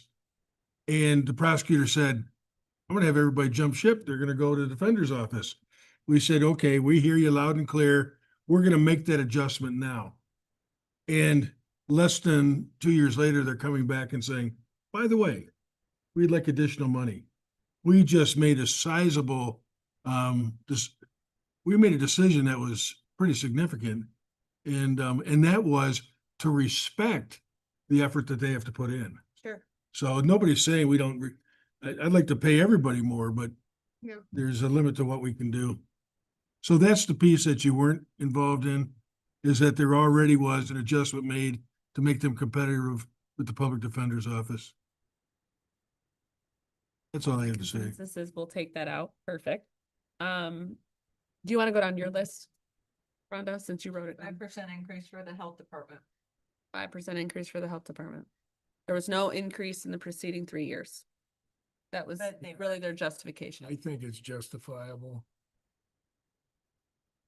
They've had to make some cutbacks. I'm sure they're gonna continue to make some cutbacks. And some things that they do, I've never been on board with anyway, but it is what it is now. Leelanau County did it. If we decide to not, they will increase the fees on permits, Benzie County residents. Mhm. That's what they've done in the past. So one way or another, they're gonna get parts of it. Personally, I'm in favor of giving them the 5. I am too. Did I read that correctly, that it's a 5% increase over 3 years? There was no increase over the preceding 3 years. This year, they're coming at us with a 5. At 5. Oh, I see. Their justification is the last 2 to 3 years, but on average, prior to that, the question I asked, it was a 3% increase that we were supporting. So now we jumped to 5, and Gary, I understand that Leelanau County did it, but we can't do everything Leelanau County does. Leelanau County has deep pocket. Deep pocket, yeah. And Gary, did I just hear you say that they could raise the revenues through increasing their fees? That's most likely what they would do. And how would that compare then to the fees they Then there's charge in 2 Leelanau? different fee structures, Leelanau and Benzie. I see. Now, everybody has the same fee structure. And I guess you could look at it, the people that are using the service are paying for it. We have an obligation by law to have a health department. I just didn't think that as long as they've not asked before in the past at all, and we've been given 2-3% wage increases every year, they're not out of line. So by have any they, means. so have they. Yeah, but they were able to do it without asking us for more money. I will say that 5% is about a $13,000 difference from last year. So that's the amount of money we're talking about. I think I'm hearing 3 in favor. What's the other 3 want? Yeah, I mean, you look at over a 4-year period, going up 5%. Well, fine. I think you got 4. Okay. Next. Next, let me see. District Court, Kim's retiring and there was an ask for a $15,000 one-time transitional Correct. allotment to make To essentially change keep smoother. him on staff for 2 to 3 months. But fill her position, fill the office, but keep Kim on for an additional 2 to 3 months to ensure a smooth transition for the courts. I don't have an issue with that, because that's a one-time shot. So Do they have anybody that in accomplishes. house that could fill in her position and may already know it, or are they gonna be going outside? So that's at the discretion of the judge. I've had conversations with the judge. I do believe there's internal candidates that they're going to look at first, yes. But they're going to have to go out at least for some position at some level in that office, whether that one's filled internal or not. If it is filled internal, now there's another vacancy that they do have to go out for. Or if it's, or vice versa. So at some point, they are gonna have to go out for somebody who's not within that office, who wouldn't necessarily know the But I'm street. understanding Kim's role was more of a senior role. So she is technically the district court administrator. So if somebody's gonna fill her shoes internally, hopefully that person would already have a good idea how she does it. I could be wrong, I don't know. But that could make a difference in whether or not she would actually need to be on for a few months or not, a couple months. Well, my understanding in my talks with Kim is if it's only a month, that's what she's gonna stay. Okay. But she's thinking it could be up to 3 months, just depending on how it does play out. Because if her position is an external person versus an entry-level position within the courts, those onboardings are very different. And so, but Kim, and she wants to be retired, I don't blame her. And so if it's a month, then she'd be out. I ran into her the other night up at the family fair. How much are we talking about? It's about $15,000 for up to 3 months. Up to 3 months? And it's a And is one-time. this extension insignificant as far as our payout for retirement? Because we know it's the length of. Well, it's work. the average final compensation over Right. 5 years. Is 1 to 3 months gonna break that bank? I don't think so, because it's the average over the preceding 5 years. The average, that's a wage, but it's your duration of time too, as part of the equation. So Again, I don't think 1 to 3 months is gonna make much of a 5 difference. years is a salary. Yeah, she's Questionable time. already well past the time of when she could retire. Right. So when you're looking at it from a retirement standpoint, she's working for pennies on the dollar in the grand scheme of the retirement payout. My suggestion would be, when I consider about transitions that I've seen in my personal or my professional life, I think a good compromise is 60 days. That it gives them 2 full months to experience month end or whatever that important date is. And if she doesn't even need that much, she says she won't take that much. The 3rd month, probably not. Should we limit it to 10? Is that what you're saying, Art? I'm saying 60 days versus 90. Versus Right, so 90. 10,000 instead of 15. Roughly 10,000 then. 10,000. Yeah. So is that the consensus of a $10,000 allotment for the additional time? I'm fine either way, 10 or 15. I mean, it's an important position, and if you can have someone doing that and not have any issues, And I think that the 2 months is Plenty. plenty. I mean, but I don't do that job either. 2 months. Well, I'm trying to be logical about it. Right. You get through 2 month ends. Because she's not gonna be long enough there to get her through, a year ends and quarter ends. So get her through 2 month ends. And, Okay. hopefully that'll work. Cool. Next. Well, I'm only one voice, so you're. No, they all said, Makes sense, yeah. I think there was a majority for 2. My next one on my list, I don't think is up to us. It's the land bank that they're paying an executive director with essentially no inventory, but I think that's a call from their board. That's not a budgetary issue. Well, yeah, they're their own authority, so they can, but you do have a sense of putting pressure if you feel a certain way. Well, where do they get their funding from? Get $10,000 per year from foreclosure Mm-hmm. fund. And do they get proceeds from inventory Selling that they sell? properties. So, and it's at their discretion how they use the money. And if they don't have the money to fund an executive director, then they couldn't do it. Correct. But we don't make that decision because those funds come from outside of our control. Yes. I think that's, Well, technically, the contract with Shelley, though, is between the county. If I remember correctly. I think it's with the county, not the Land Bank Authority. Is it? I think double. The land bank board approved her contract. Yes, who signed it?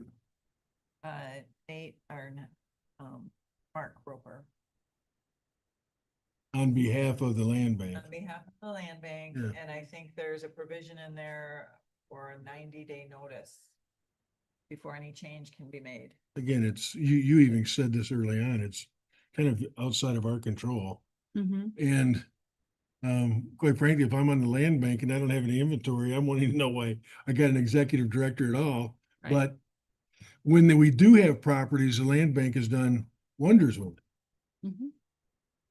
But They I also think did it's a it without an non-discussion. Executive director. I'm sorry, please.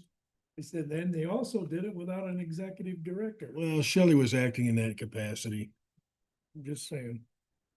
So they did have an executive director. She's just being paid as the treasurer. Moving on. Question on that? Leave it a land bank issue? Okay. Yeah. Okay. I have in here that the CBDG may be $15,000 in the hole. Is that a budgetary consideration? So, we've actually received some money, Oh. From some payoffs. And so, it's not in the hole anymore, which is huge. It's the Community Development Block Grant, so, this entity makes Yeah. loans. It makes loans to homeowners for repairs, but then liens are placed on the property. So we have a receivable sitting out there, I think 750,000. It's down now because Okay, we've it's received down a little payments. bit, but it's a receivable. Correct, And yes. so there are things that needed to be paid out of that we thought we were gonna be $15,000 short, and we're not. Yeah, I think we're, based on this quick math,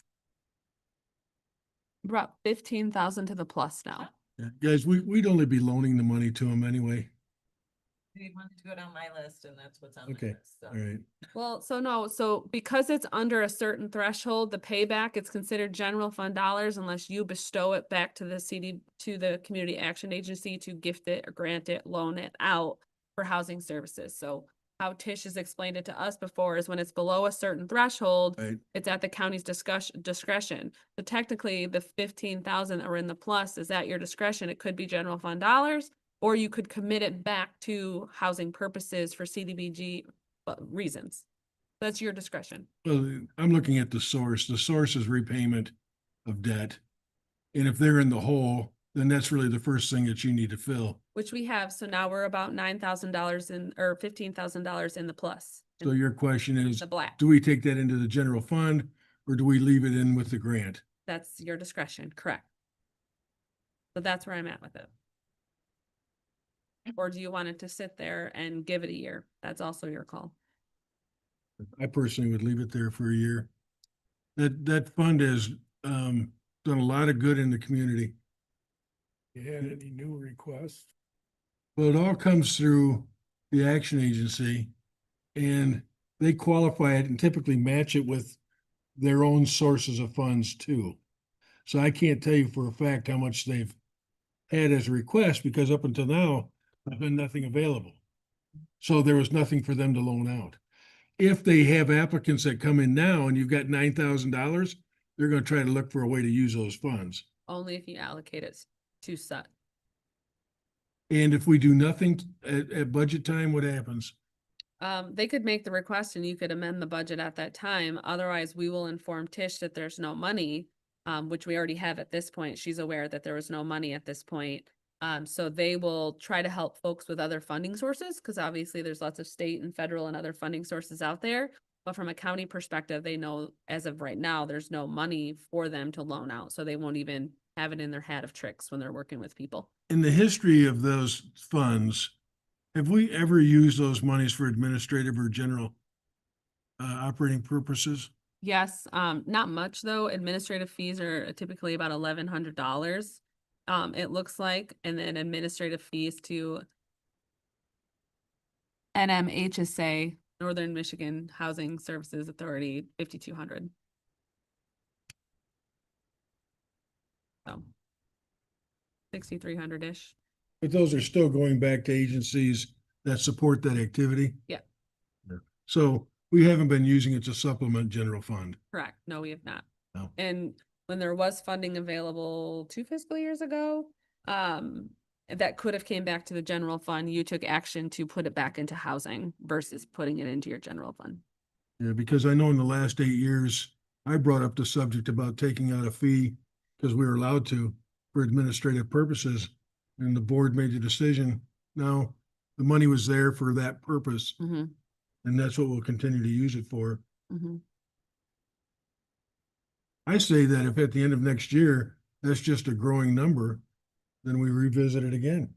But right now, those monies were intended to help people in need to be able to stay in their homes. That's what it's all about. I mean, these So- are about roofs and heating elements, septic systems that have to be fixed. And just to remind you, the first 2,500 is a grant. Anything over 2,500 becomes a repayable loan with no interest, payable only at the time that the property transfers. That's why we have 750,000 or so Receivable. in receivables, because these properties haven't transferred that we're aware of, haven't transferred. So Artist suggesting leaving it there for a fiscal year and then maybe approaching it next fiscal year if that number is grown. Is that the consensus of all 6 of you, or do you want to allocate the funding that's there now as a result of the 2 sales? I'm okay to leave it. I mean, if it's just sitting there, somebody is in need, I like want to adjust the budget then to, We'd have to Other- take it back in from the general fund. right.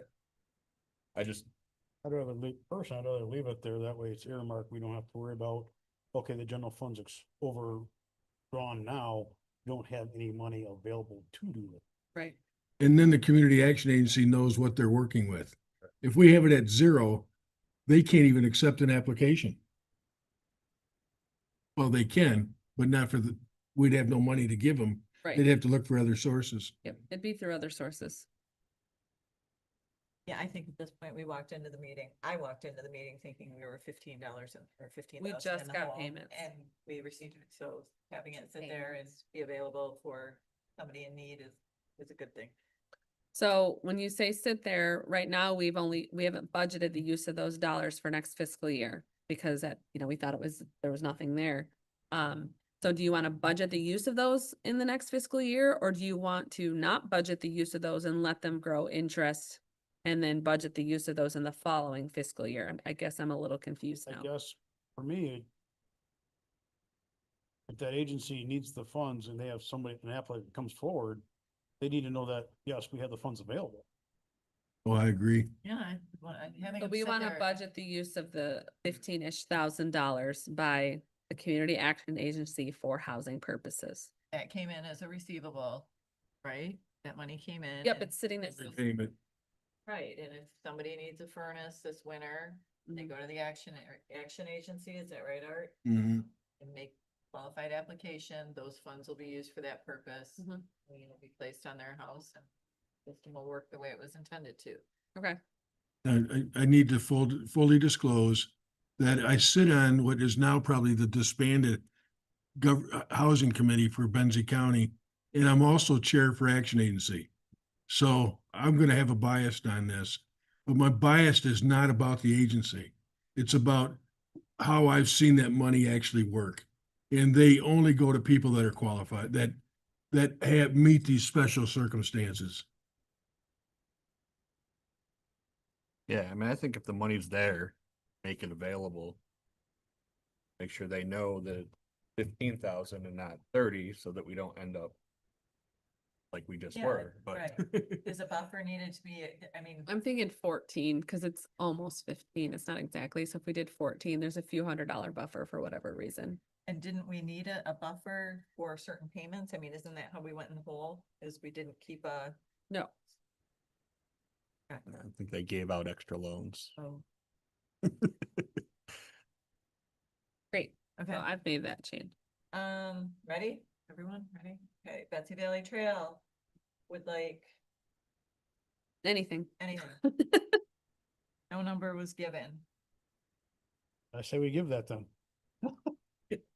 Everything they asked for. So the state of Michigan is allocating $15,000 to the Betsy Valley Trail Fund for trail maintenance. So that would be the only dollars that we're aware of that are committed to the trail from the state of Michigan. Anything outside of that would have to come from the county, unless there's private donations, of course. But typically the private donations are coming through the Friends, so it's a little different. So that's kind of what they have to spend as of this point. Do those dollars coming from the state, do those have to be matching funds? Nope, and it's reimbursement. We gotta spend it, get it. Correct. In that $15,000, how does that compare to previous years in terms of what they spend? We're getting 10 a year, so So our local Oh. rep, Scott Slavin, he really sees the momentum that's now happening with the Betsy Valley Trail. And so he was able to get an additional $5,000 earmark for the trail for Benzie County. Because the momentum is there right now with the trail paving project and, you know, the different grants that we're doing to connect the paving. And so he was able to get an additional $5,000 earmark, but it's typically 10 to 12,000. It's been 12,000 before, but it went down to 10. Okay. the only other funds that I recall us getting is from the Ironman. Yep. So the Ironman gives a little bit of money. Don't really get a whole lot, but normally the DNR grant covers everything we. Guys, we've encouraged departments to try to stay within their budgets from previous years. I'd have a hard time they're already getting a 50% increase in their budget. Not necessarily, They're getting a 50 increase from one of the contributors to their budget, Yeah, but it's 50% more than they had last year. not contribute. No, that was their total budget. Oh, And okay. Yeah, they don't really, the only reason their budget looked bigger last year is because you remember we got the $400,000 Spark grant. So it looked great that year, but that was specifically to a grant. Now, if the Friends with the road commission, you know, if they're successful in the large grant that they've applied for, there may be other ancillary grants that come through the county, but we could bring those to the county for a budget amendment at that time if we get those grants. So leaving Betsy Valley Trail as is, which is nothing. Leave it at what we asked. Yep, no number. Got it. Next. Okay, next, the sheriff has asked for a fourth sergeant, which would be at a cost of $7,000.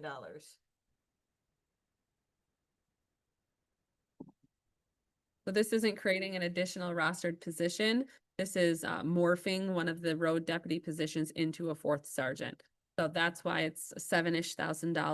It was factored into the budget as presented at the time. So if you approve it today, that number is going to stay the same that's on your spreadsheets. It's not going to change. I don't think we can approve it today. Well, Yeah.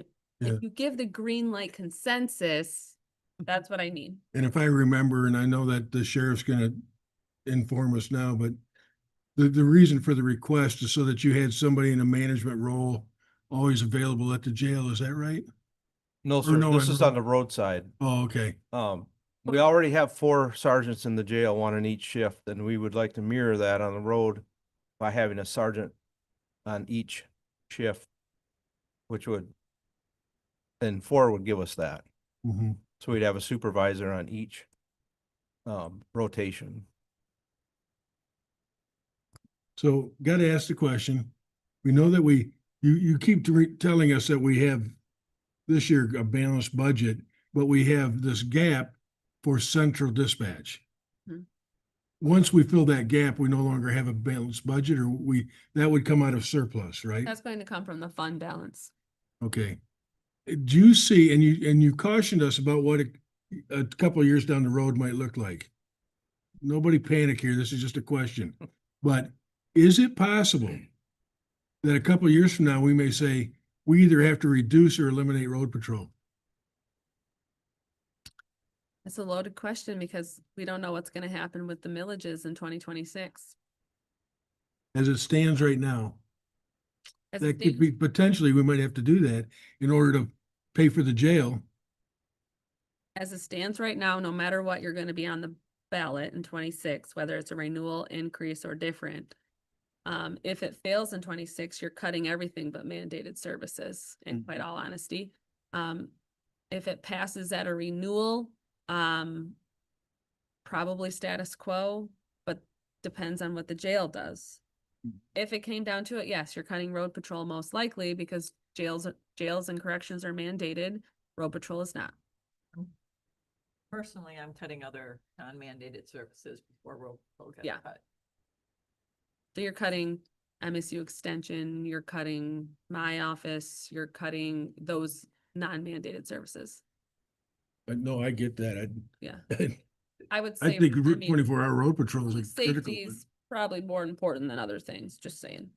I'm just trying to understand the consequences of this decision.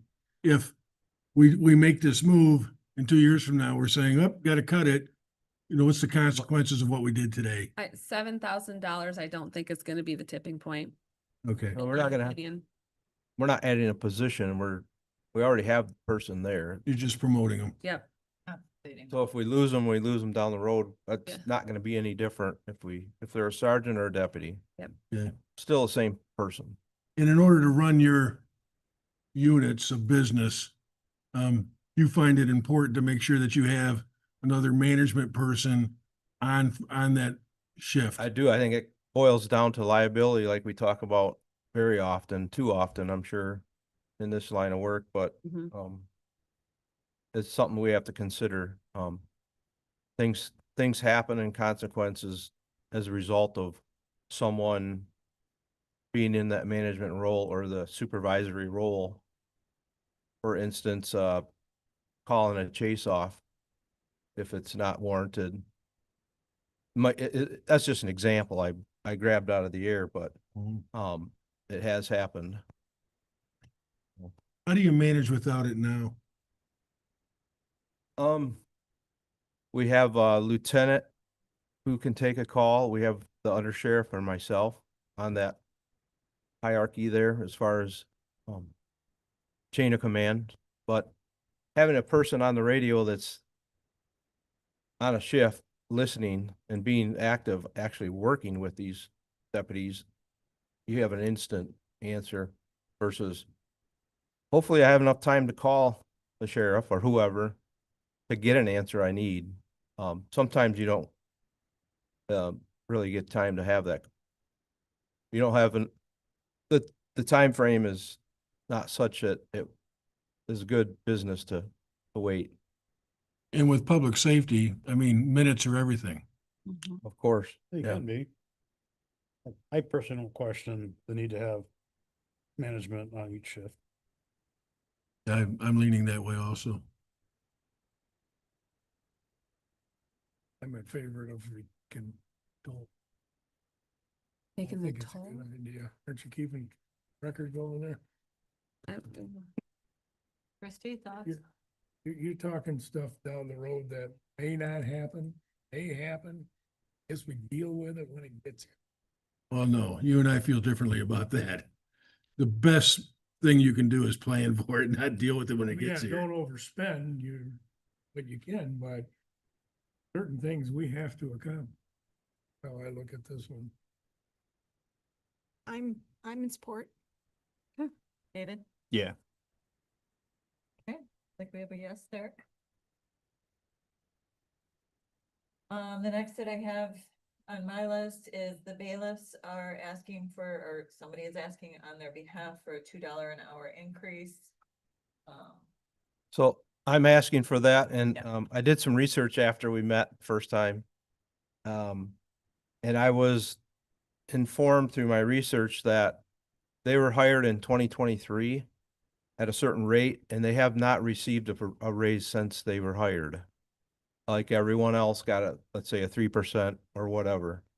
They have not gotten that increase. They've been steady in that. So that's why I'm coming to you to ask for a raise now. What So do they they're get not paid? overlooked again. What do they get paid now? $20 an hour, two of them, and Deputy Miles is kind of the liaison, and he does the scheduling and things like that. So he's making $22 an hour. But the other two bailiffs are making $20 an hour. So we're we've budgeted 3% for everybody else. Mm-hmm. We can either catch it up or try to be equitable and keep it at 3%. I mentioned the $2 as a talking point. If we go back 2 years and say they didn't get the 3, that means maybe they deserve the 3 and the 3 to give a 6% now to catch them up a little bit. That would be, a little over $1, I think. So Be about $1.30 it'd be a because you good gotta starting, compound it. it'd be a good starting point. At least we could say we did something. Is there a reason why they weren't included in those raises before? When you do raises, it's for full-time positions and they're part-time. So are there other part-time employees that would be in the same boat? Yes, but we've been able to, like our Marine Patrol and those folks are grant funded, so we've been able to kind of manipulate their budget, or we've been able to get them increases as time goes on without having to do get it through the general fund or other means of resources. So those ancillary services, those employees have been taken care of. My opinion, yes. Yes, sir. How about part-time employees that are not at the sheriff's office? Have they been getting increases? How many of those do you think we have? We have 2 individuals at the animal shelter. And then EMS kind of ebbs and flows how many part-timers there are, just because of the nature of that game. So EMS would get I thought they're union. Not part-time. Okay, but the union, they're getting 3%, is that right? Union gets 3%. And that's how we arrived at 3% for the other employees. Correct. All the unions settled at 3%, so I budgeted for all non-union, non-elect, and elected for 3% outside of yours because you have special rules. And those employees you just mentioned, has it been a couple of years since their pay has been adjusted to? I'd have to look into it, but we wouldn't have treated the bailiffs any different than anybody else. Okay, so we would have just excluded all part-time employees from increases unless there was an individual situation. Right. But I can tell you, if we're not doing it for everybody in that category, we do it for nobody. So I- all part-time employees are 3%. This is only one voice, but I mean, if I'm gonna do it, I'd have to be able to justify to myself why we're treating people differently. Sure. I mean, it's not a huge hit if we were to do that, I can tell you that, because it's only a couple of folks. Yeah, see, I didn't know, not that I needed to, but I didn't realize, when we say we're making 3% adjustments, I assumed it was everybody that was on payroll, except for the union folks, but that's a different situation. so- Maybe. Yes, instead of, I agree with Art, I need to bring everybody up that way. I just assume to work there, you got a 3% increase. Yeah. I'm a little bit back. Except for commissioners, they don't deserve it anymore. No, you don't. Well, one of us does. Say, I don't, for my little speech about this, I'm not a fan of percent increases. It takes the top paid people and the bottom paid people and it makes the chasm bigger. These top paid people getting 3%, it's a big Very different. adjustment. They're getting huge increases where your bottom of the line, your hourly paid people are getting a pittance. And I will reach it to the hills. I feel like, a set amount increase across the board treats our employees equally. I know we're mirroring what we do in union discussions and that's what we do there. But again, it's not equitable. It's not fair to the lower paid people to have the upper paid people get a windfall. And these people get a very small increase. And said my piece. It's a good argument. It's a good argument, but we're kind of talking about the part-time people, so I'm sure they're not on the high end. Well, we keep spectrum. saying, we keep saying the 3%, like that's a given. We've seen the data, those of us who have been here a long Mhm. time, where different amounts were given each year. And we've just kind of been conditioned over the last few years that this is what we do and it's incorporated into the budget. Yeah. And we don't even think twice about it. Yeah, this practice though isn't unique to the county. A lot of businesses, they just plug in a 3% or whatever that number might be. So if we were to pursue your train of thought, we would need to revisit that whole pay increase. Are you proposing giving those outside of a union contract a different increase? Well, I know it's problematic because of that, and I understand the argument that, we're not gonna penalize people who aren't in a union. We want to give them the same benefit that the union folks get. I understand that. And I understand that the justice, that's justice, you're doing the same for people who do the same thing.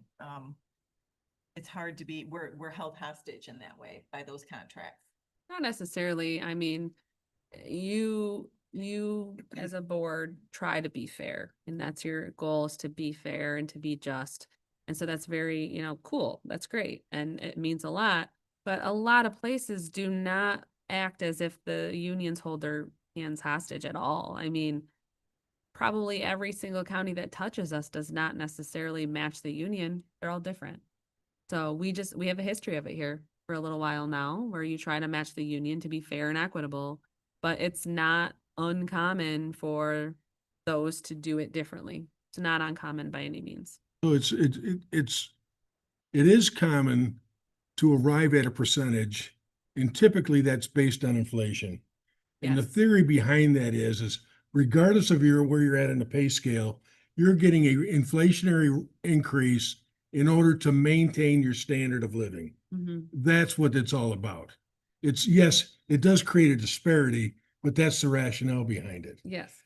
If we were to follow your train of thought, which I wouldn't be an objection to, but you could, just as an example, okay? But you could say, okay, everybody at the management level, who typically is making the more money, that's 2.5%, and everybody below that's 3%. Well, there's a fallacy in that argument, by the way.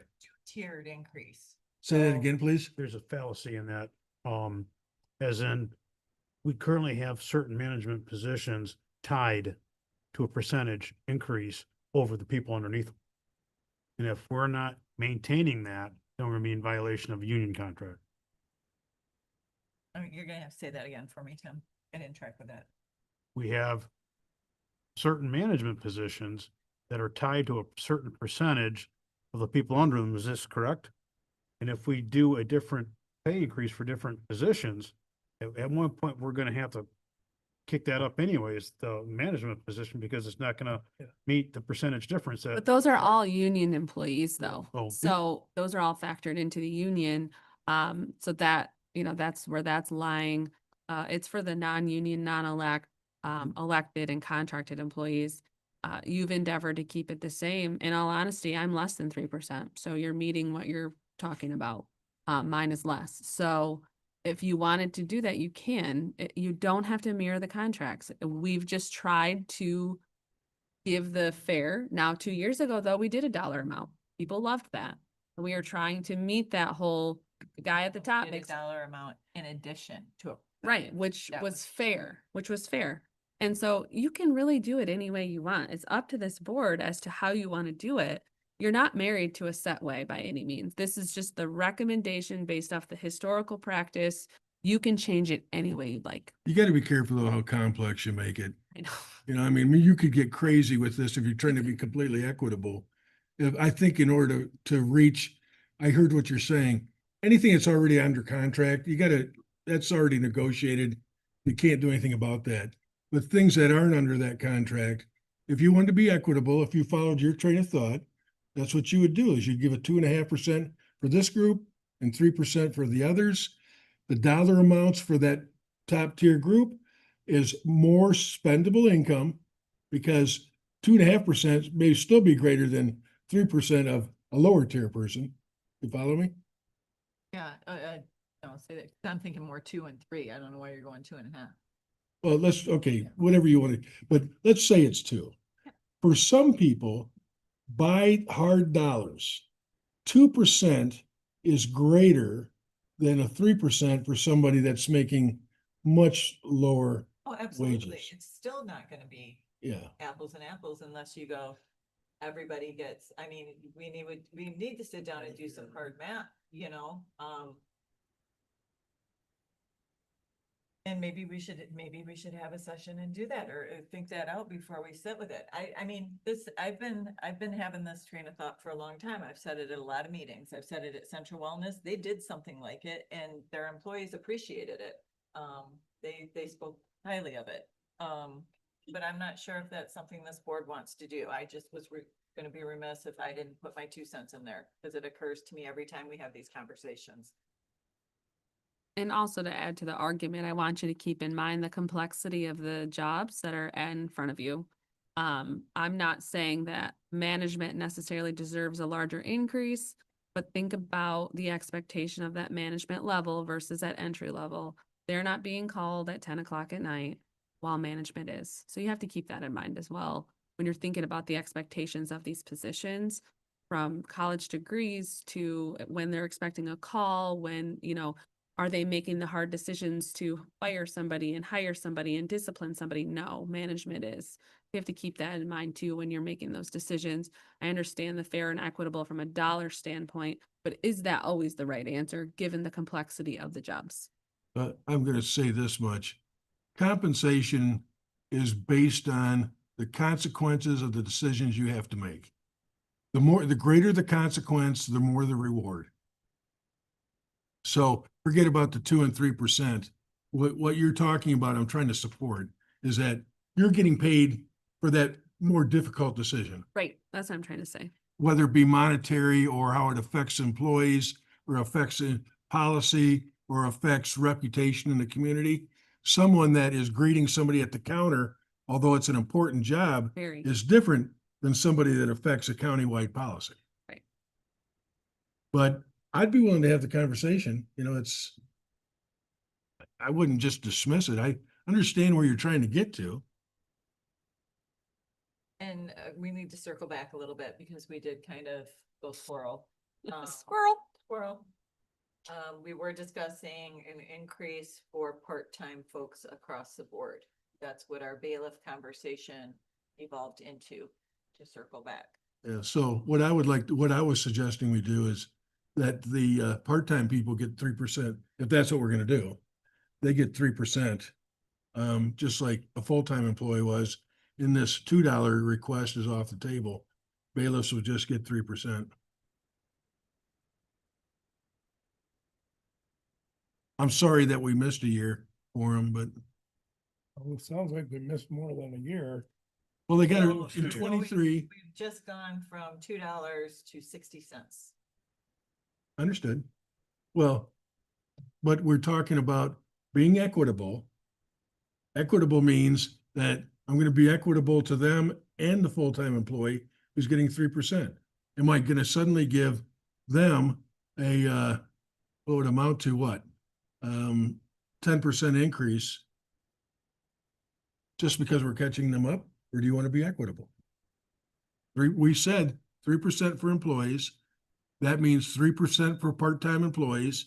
The bailiffs are part-time employees, right? Correct. Well, and if you're looking at the whole picture, you don't pay benefits. You don't pay health insurance. There are a lot of benefits that these part-time employees don't enjoy. So is 3% a fair bump, realizing that we've overlooked it for quite some time? Or would $1 across the board? I mean, I don't, and that would be, you know, for the one, that would be a 5% instead of, I don't know. I'm throwing it out there. But again, we don't have to decide today, but these are things we need to be thinking about. We've just, Sheriff brought us an issue, appreciate him doing that, but it's evolved into a bigger issue that we overlooked, and that's to think that we're just gonna sit here and come up with a solution right now. I'm not sure that's gonna happen, but we need to think about it. What's the most equitable way to make an adjustment that, I think it needs to be researched. I think you need to go back. Cause you got EMS people, these are part-time positions all over the place that has happened for years. I don't wanna go back to 30. Well, I can tell you We can from go an, back a ways. from an EMS standpoint, you don't typically keep part-time people on the roster for years and years and No, years. that's- They kind of ebb and flow. So really the meat of this, you're looking at the bailiffs and the part-time animal shelter attendants. Outside of that, you're not really looking at a ton of It's not people. people. No, our part-time EMS, there's a few that have been around for years, but our part-time EMS kind of ebb and flow. What I might debate with you is I believe this is the place for the discussion.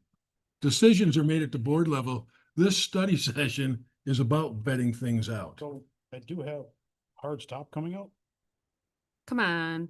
That was too I long. would say, what would you feel about, okay, realizing that we had something we overlooked? And I'm just keeping that $20 an employee as a benchmark. And we know since 2023, there were 2 years adjustment wasn't made. We're going into 2026. What if we did a 6%? So that would be $1.20 on that rate, to acknowledge that we overlooked. It doesn't reinstate, which probably should have done yearly, but it's almost like meeting in the middle. Yeah. But do we have any other part-time employees that didn't get a raise in 24? The 2 animal shelter attendants, and they both also make $20 an hour. So So you're looking at 5 Russ. people. Because the position was established in 23. Yes. So we only missed 1 year. Yeah, technically. We haven't missed multiple years. We missed 1 Just a year. ton by any means. And if we're going to continue to talk about equitability, then I gotta pull in those 2 people from the animal shelter too. sure. Yeah.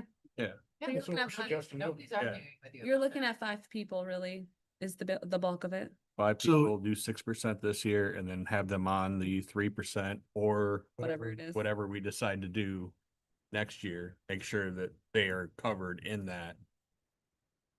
And, in order to move the conversation along, I can be supportive of 6%, as long as we're treating everybody the same. But So bailiffs every makes- part-time employee Yeah. that isn't under a different set of circumstances, they're gonna get a 6% raise. Anyone's arguing with that? Okay. And we're gonna extend it to the EMS people as well. Yep, we'll look into those folks and see who's been around and what the wage looks like based on when they were hired and such, obviously. Okay. So we're not gonna do a hard dollar amount. We're gonna do 6% for the 6% bailiffs. For bailiffs and ACO. I don't wanna drag this out, cause I don't want him to miss his. Is there a policy that caused us not to factor in part-time people that we need to change? There's no policy. I'm just going off past practice.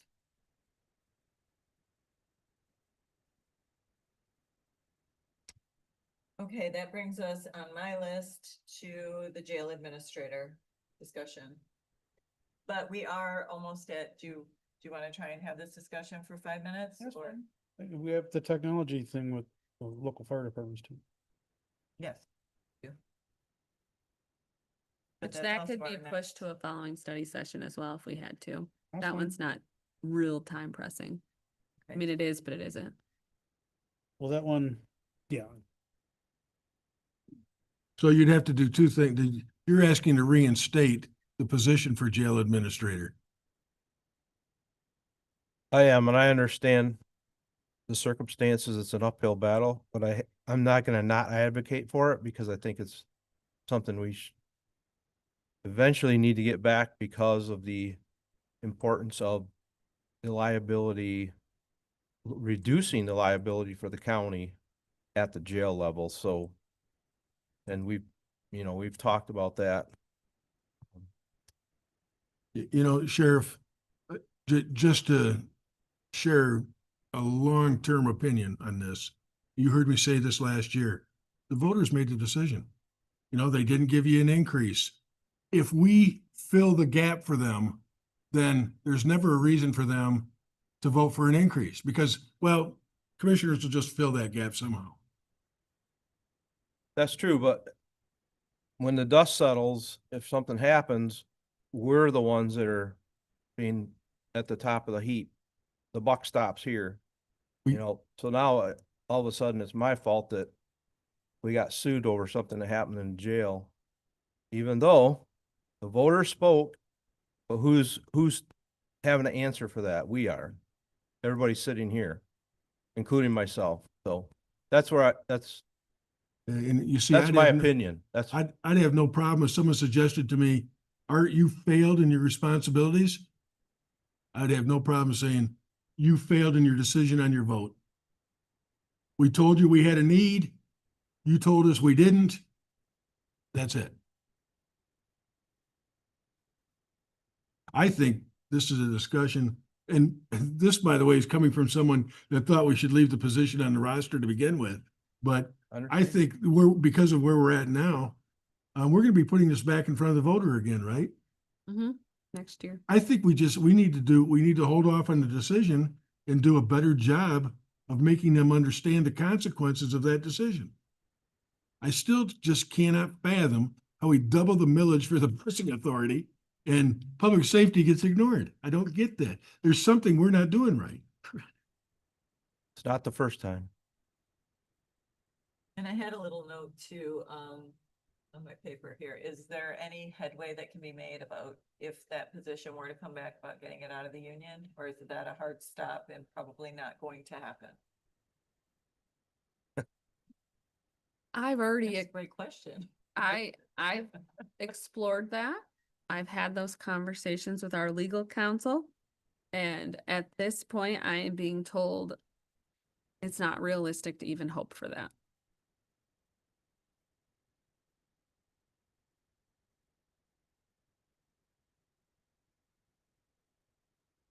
Anything else need to be added to this conversation? What's the direction for management? Keep bringing it, we have an advisory committee, tax advisory committee. 5 o'clock? At 5 o'clock in an hour and a half.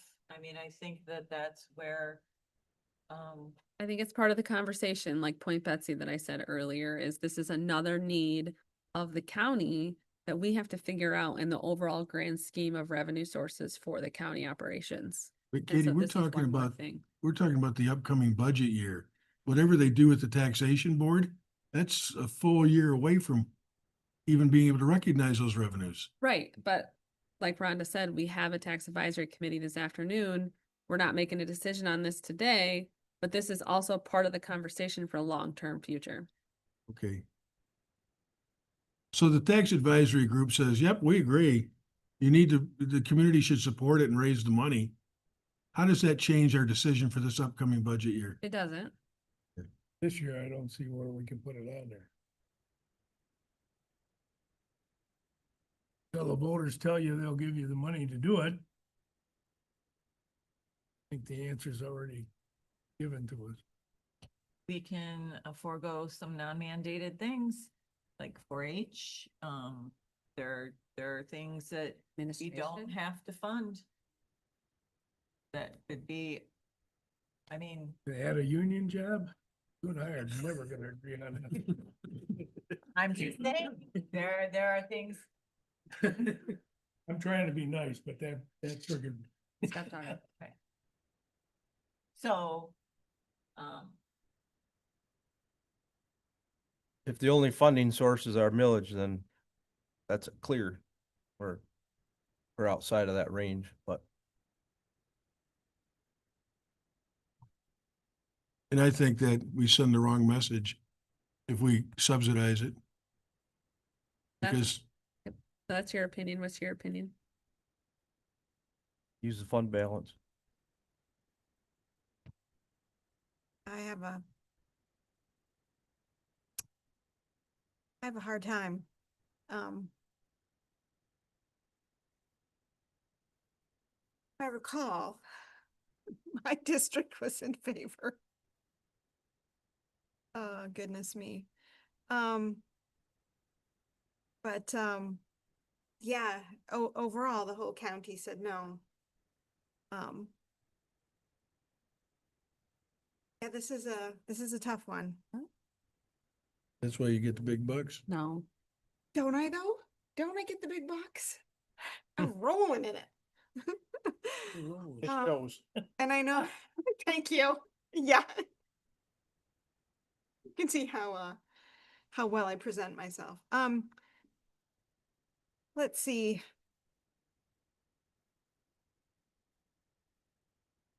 I don't know. I also suspect that there is a disconnect between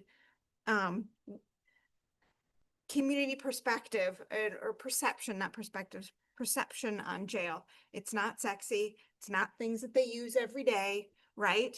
And so, Some of us. Hopefully. Doesn't do it quite often. well, I mean, but it's not like, I'm sorry, but it's not like Benzie bus. We see them moving around. We see them pick up our kids. We see, you know what I mean? Versus, it's not something that people want to fund. And I don't think they understand that we kind of have to. And I think it's more of a disconnect than that. I really appreciate your comments that the voter has spoken. I don't know that the voter was informed enough to understand what the consequence of their vote meant. I couldn't say it better. We and I are agreeing. You didn't say it was a right decision. No, in fact, Decision I think never it's made. like the wrong decision, but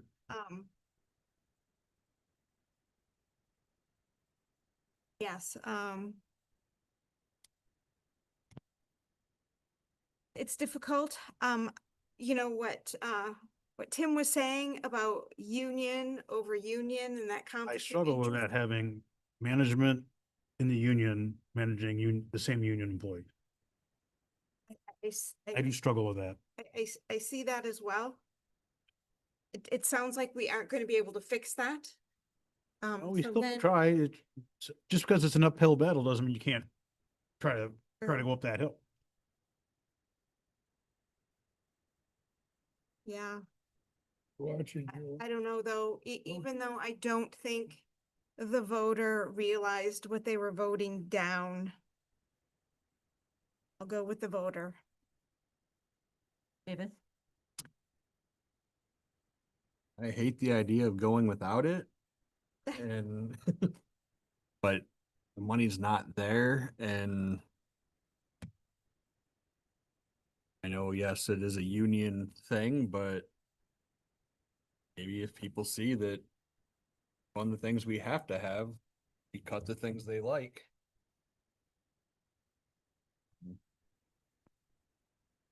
How it works. County gets so much money to do what they have to do and the things that people want. They start pulling back the money that we need. Start losing the things they want.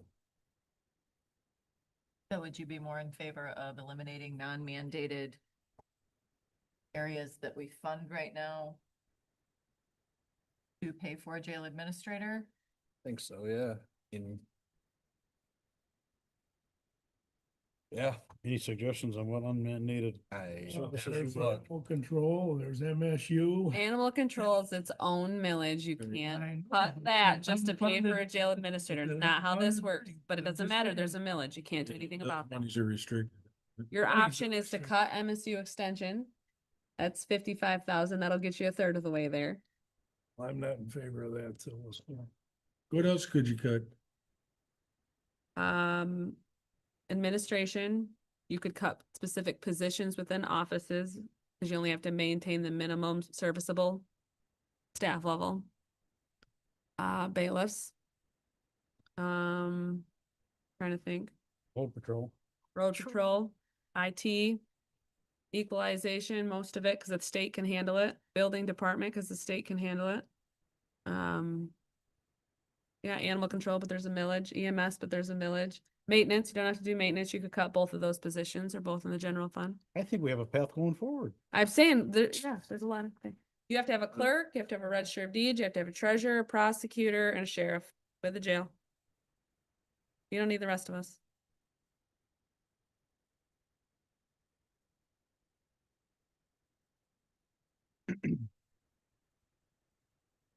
Okay, I think we have things to think about. We're at an impasse. So we're Yeah, gonna next move thing, on we'll from be this locked. discussion and revisit. Let's move forward. Do we,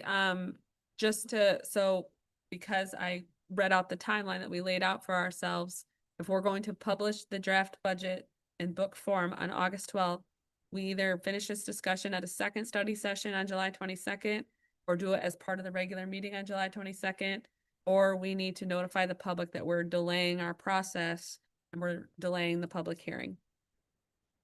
I think I would, What a special meeting.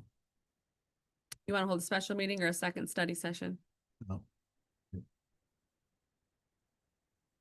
Either one works for me. So July 22nd, would everybody be available for a second study session at 1:30? Doing cherry, so I'm a bigger. Not sure. Well, we just need a quorum. We know what cherries. Yes. Yes. I can make it work. So we will plan on a second study session on July 22nd. I have another note in my, thank you, Sheriff. Is there anything else Yep. that you want to do? No, I'm good. Thank you for Okay. your time. Appreciate it. I don't know if this was an ask, I have a more staff request for technology. Maybe that was 2 to 3 years down the road. We'll need more staff. We'll need more staff yesterday. for Oh, technology. that's long-term planning. Long-term, Yeah. okay.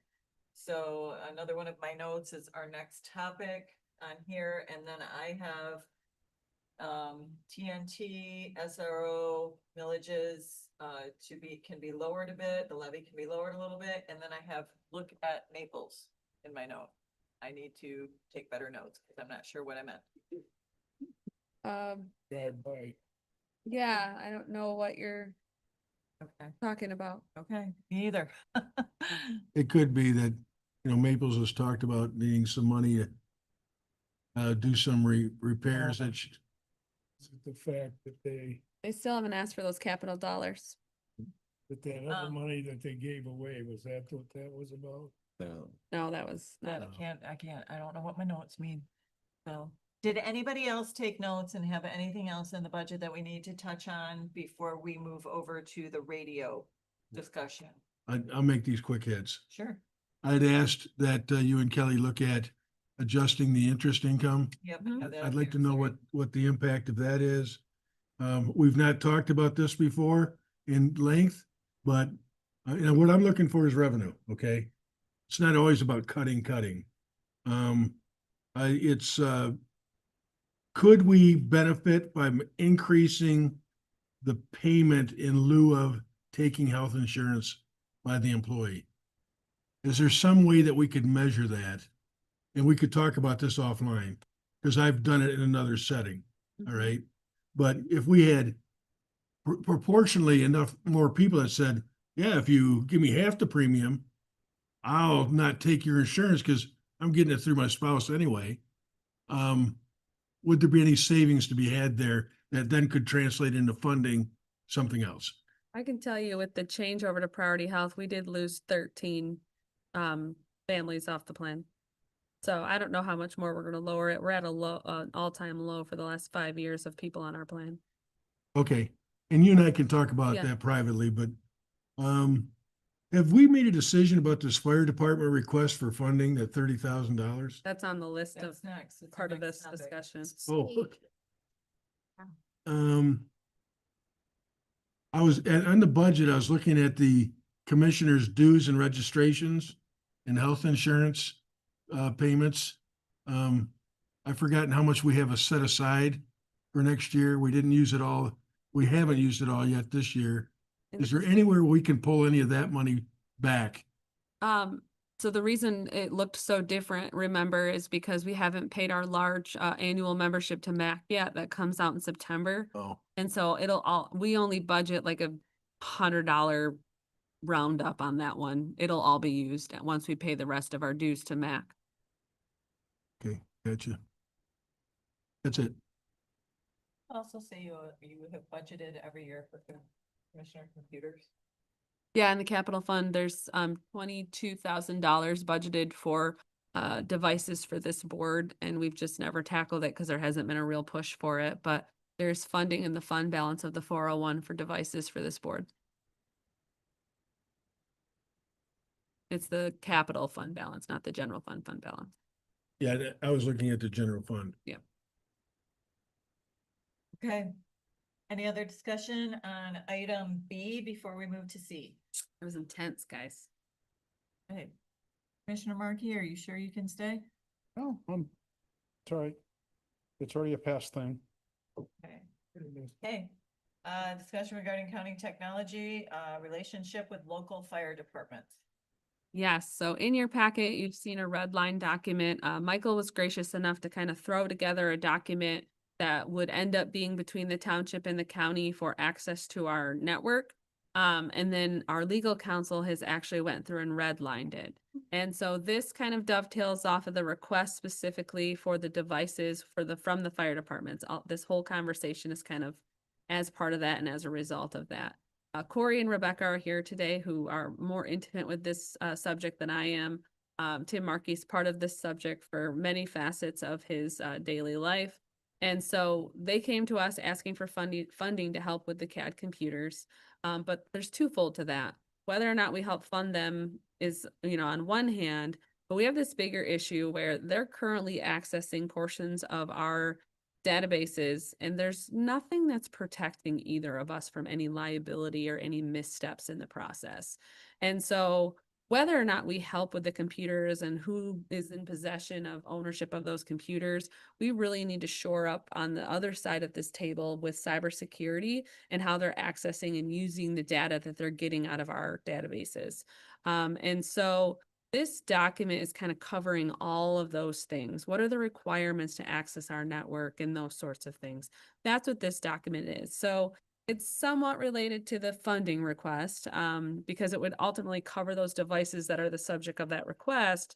But no matter what, no matter where we go, we really should have some sort of formal document in place with these agencies so that we're protecting really both parties, the county and the township. But I'll let them add to the discussion if they would like. And so what I need from you is, one, your feedback on this. And then two, your support to go to these townships to pursue this formal document. Personally, I think this is awesome, something that has been needed for both the fire departments and for the county. So, I mean, this is a good thing to for us to move forward with.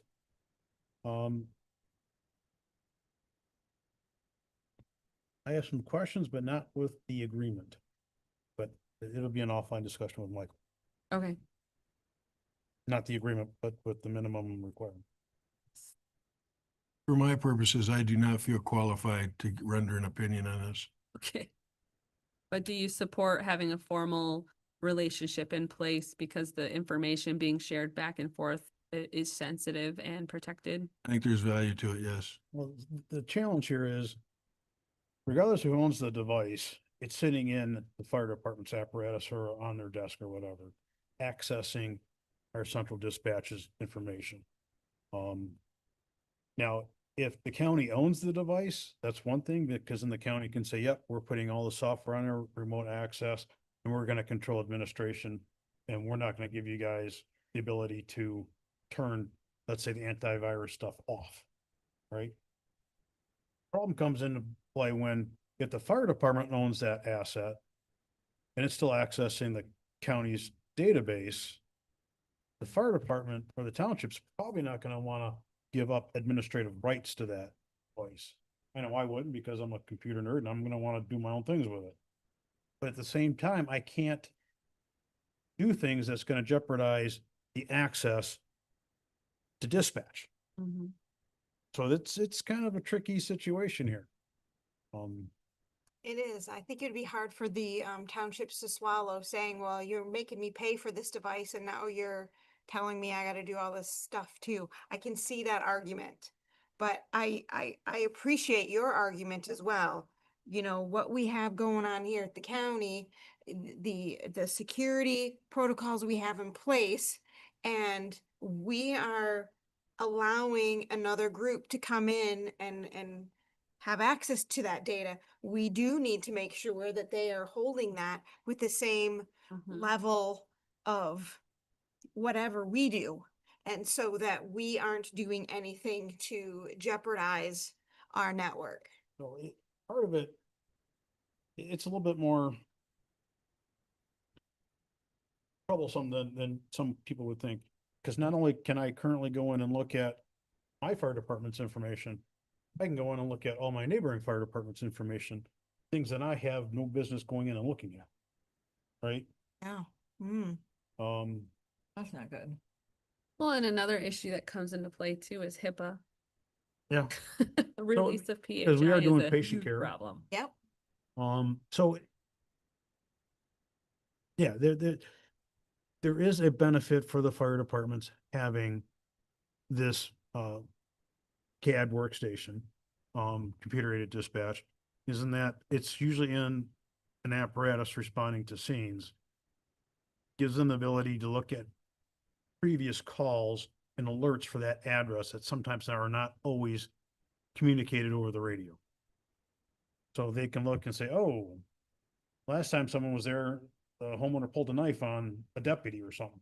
You know, I'm gonna want law enforcement before I even go in. Right. So I mean, there is a safety component of this as well. Or some people say, well, it's not required, and it's not, that the fire departments have these CAD workstations. But I do think it's a very nice safety feature for them to have as well. Tim, is this discussion addressing a policy or contract, or are we discussing the funding of purchase? The policy. Well, the policy, for one, I mean, if the fire departments aren't gonna have them, then we wouldn't need a policy, right? Okay. But you're not, it doesn't matter who purchased it or who owns it. We're talking about having this type of document in place. Yeah, we should have that type of document in place regardless of who owns the device accessing. But even if it's the county owning the device, I would argue that we need to have this agreement in place because the fire departments are gonna be accessing sensitive data, and they need to be good stewards of that data as well. I thought you were trying to make a case for funding. I'm on the fence on the funding. I mean, would it help my budget? Yes, it would. Unfortunately for me, I kind of planned. I budgeted to replace these things. Unfortunately, I think I'm the only one of all the fire departments in the county that did.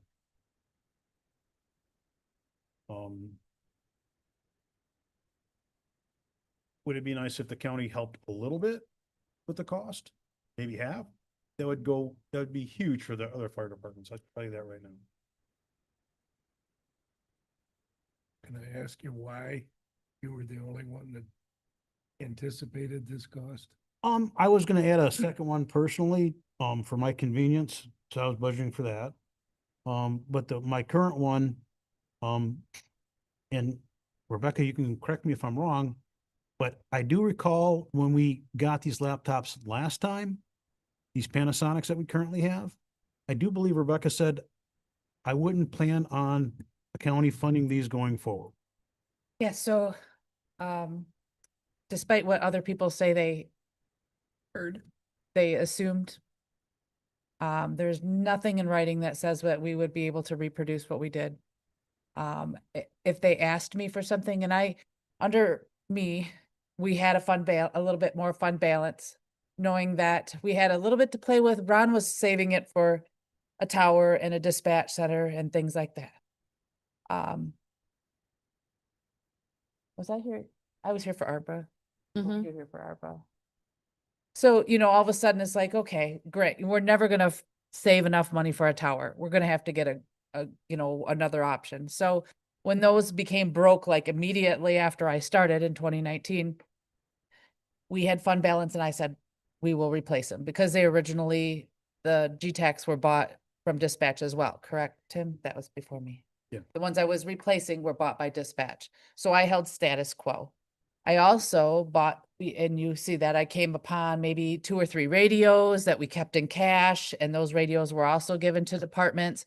Pagers were also given to departments because it is allowable expense. So we did not violate any type of grant thing. Those are allowable expenses under the 911 funds to be able to supplement the end user of the 911 services. Gets that message to the fireman, so he reports it, and goes. Whenever I was asked, it would be as long as we have the money to sustain it. So when someone says, you said you were going to buy us new ones, that is misinformation. They call me a liar, but I'm just going to say they misconstrued the information. It was, if we have the funds available, I think we will do our best to try to accommodate. Because Benzie County to me is Benzie County within the borders. It's not siloed as to this department, this department, this department, this department. I care about who gets the services from a 911 call, and that's where it came through. As we grow, we learn that we don't have the sustainability of those funds. And I also know that those departments who are saying they don't have any money I've seen some budget some millage supports for fire departments. Why wouldn't a computer be a piece of equipment that you were also budgeting for as much as a hose or a fire truck? If it's part of your duties, it's equipment. They need to consider, that is a tool for them to operate. And so therefore, yes, they were maybe hoping that we would pick it up again because we have in the past, but to assume that that's going to be the given shouldn't come as a shocker when everybody for the last 3 years has been saying we're losing money. We're not going to have enough money to support it. So Price tag. Right, these. What was They it? were like 5,000. About $5,000. $5,000 per, It was It was about- 30,000 total. sorry? 30,000 It total. was total 30,000 There you go. total. So yeah, I'll let Corey speak to the dollar amounts because I think that we said we would support connectivity if we could, but we just couldn't just buy Right. a $6,000 laptop. And I think that's continuously forgotten about in this conversation is while we're saying we can't buy the device itself, we're still supporting them monetarily for all the other things on the back end for connection and mobile devices and such. So it's not that we're wiping our hands. We're saying, hey, we've only got this much money to support you. We can't support the whole kit and caboodle. That's where we're at. It also takes away the pigeonhole of you will have the device in which I provide you. Some people prefer maybe something different A little different. that works for them. And so, they can get what they want. They want something that costs less, they can get something that costs less, as long as it has the specs that we provided them and those have been provided. Corey, what roughly is that dollar amount that we're still supporting them outside of purchasing a device? Sure. So Corey Ellis, 911 director for the public. So we are roughly contributing $7,000 roughly every year as a whole for the MDTs that are out there right now for fire and EMS. That's a low number because we were also informed about a month or two ago that our license cost for our VPN, which has to be a very specific one, is going to triple. It's going to go from 80 some odd dollars a year to over 200. So there's a lot of costs that we are still contributing that, not to add fuel to the fire, but certain entities leave out of this conversation and just say dispatch isn't willing to do anything for us. And that's not true. The funds aren't there to spend $30,000 again on another set of MDT. And Create the expectation that this is going to be done in perpetuity. Right. And there's other things out there as well. I would offer a counter argument. I'm already the enemy in this conversation, so I might as well make the statement. We provide radios and pagers. How much for some, not all, let me clarify, we don't provide all of them, but we have purchased additional ones that are in use right now in a firefighter's hands. What else do you want us to provide? At what point do we stop adding more things? I think we have to figure out what that line is, and we have to figure out how we sustain it in the future. I think Tim said it very well. These are valuable to them. Absolutely. I don't think there's any disagreement from anybody that they're not valuable for them to use. It's who's going to be able to afford it. Well, to further answer your question, Gary, why did I budget for it? These devices are also end of life coming up. Not only the operating system, but they're already like 5 years old, and 5 years is a decent life for a computer. So I guess my concern was how come the other fire chiefs didn't seem to understand this, and they all operate out of millage. So they could have budgeted for some of this stuff. It's just this, we got it for free before, we're gonna get it again. That's how I'm looking at this, and am I wrong? Well, I'm gonna tell you the conversation I was in. Tim was able to budget for it because he sits on the commission and he was in conversations that they weren't in. That's what I heard. That's how I just remember when we got them last time, like I said, Rebecca was very blunt. Yeah, I wouldn't expect the county to purchase these for you in the future. $1,000. Mhm. I mean, she was like, So within good reason, no way would I promise another $100,000 at end of life. I couldn't be able to say that that was allowable. Plus I'm not allowed to permit that much money anyway. Spending authority. That's spending authority. So I would never have said it would have someone happened. could make that assumption, but that would be an incorrect. I'm not telling you I was bought into it. I'm just telling you what I heard. I just That- know that- that these computers are getting end of life. The fact that they're being sunsetted forcefully by Microsoft, I was Doesn't not help. considering that. No, and that's not our fault. We didn't plan for that, Um, nor did they, you know. That was a No, surprise. these are the hard things in budgeting. I mean, and townships have to do it, villages have to do it. These are the things that come up. So let me just ask a question. Is there anybody in favor of purchasing these devices for the township? I would like to see a little bit, maybe partial purchasing for putting some money towards it. Realizing the connectivity is going up 3 times. Oh, The cost is going up 3 times. It's for kind the of like your BSNA costs, so you know what I mean? So Don't get let, started on that. let me go back to the conversation of equitability. So you've got some fire departments that are probably working with surpluses and other fire departments that probably actually have a need. What do? Give them each the equal amount? kind of hard to reward the people that are being fiscally responsible. I mean, that aren't being fiscally responsible versus the ones that are. It's not always about not being responsible. It could be about, I don't have any money to work with, but somebody, Elmira Township may have a good amount of money to work with, and somebody else, Thompsonville apparently has no money to work with. So it's not even really, it's not Maybe about we being can- responsible always. It's just circumstances.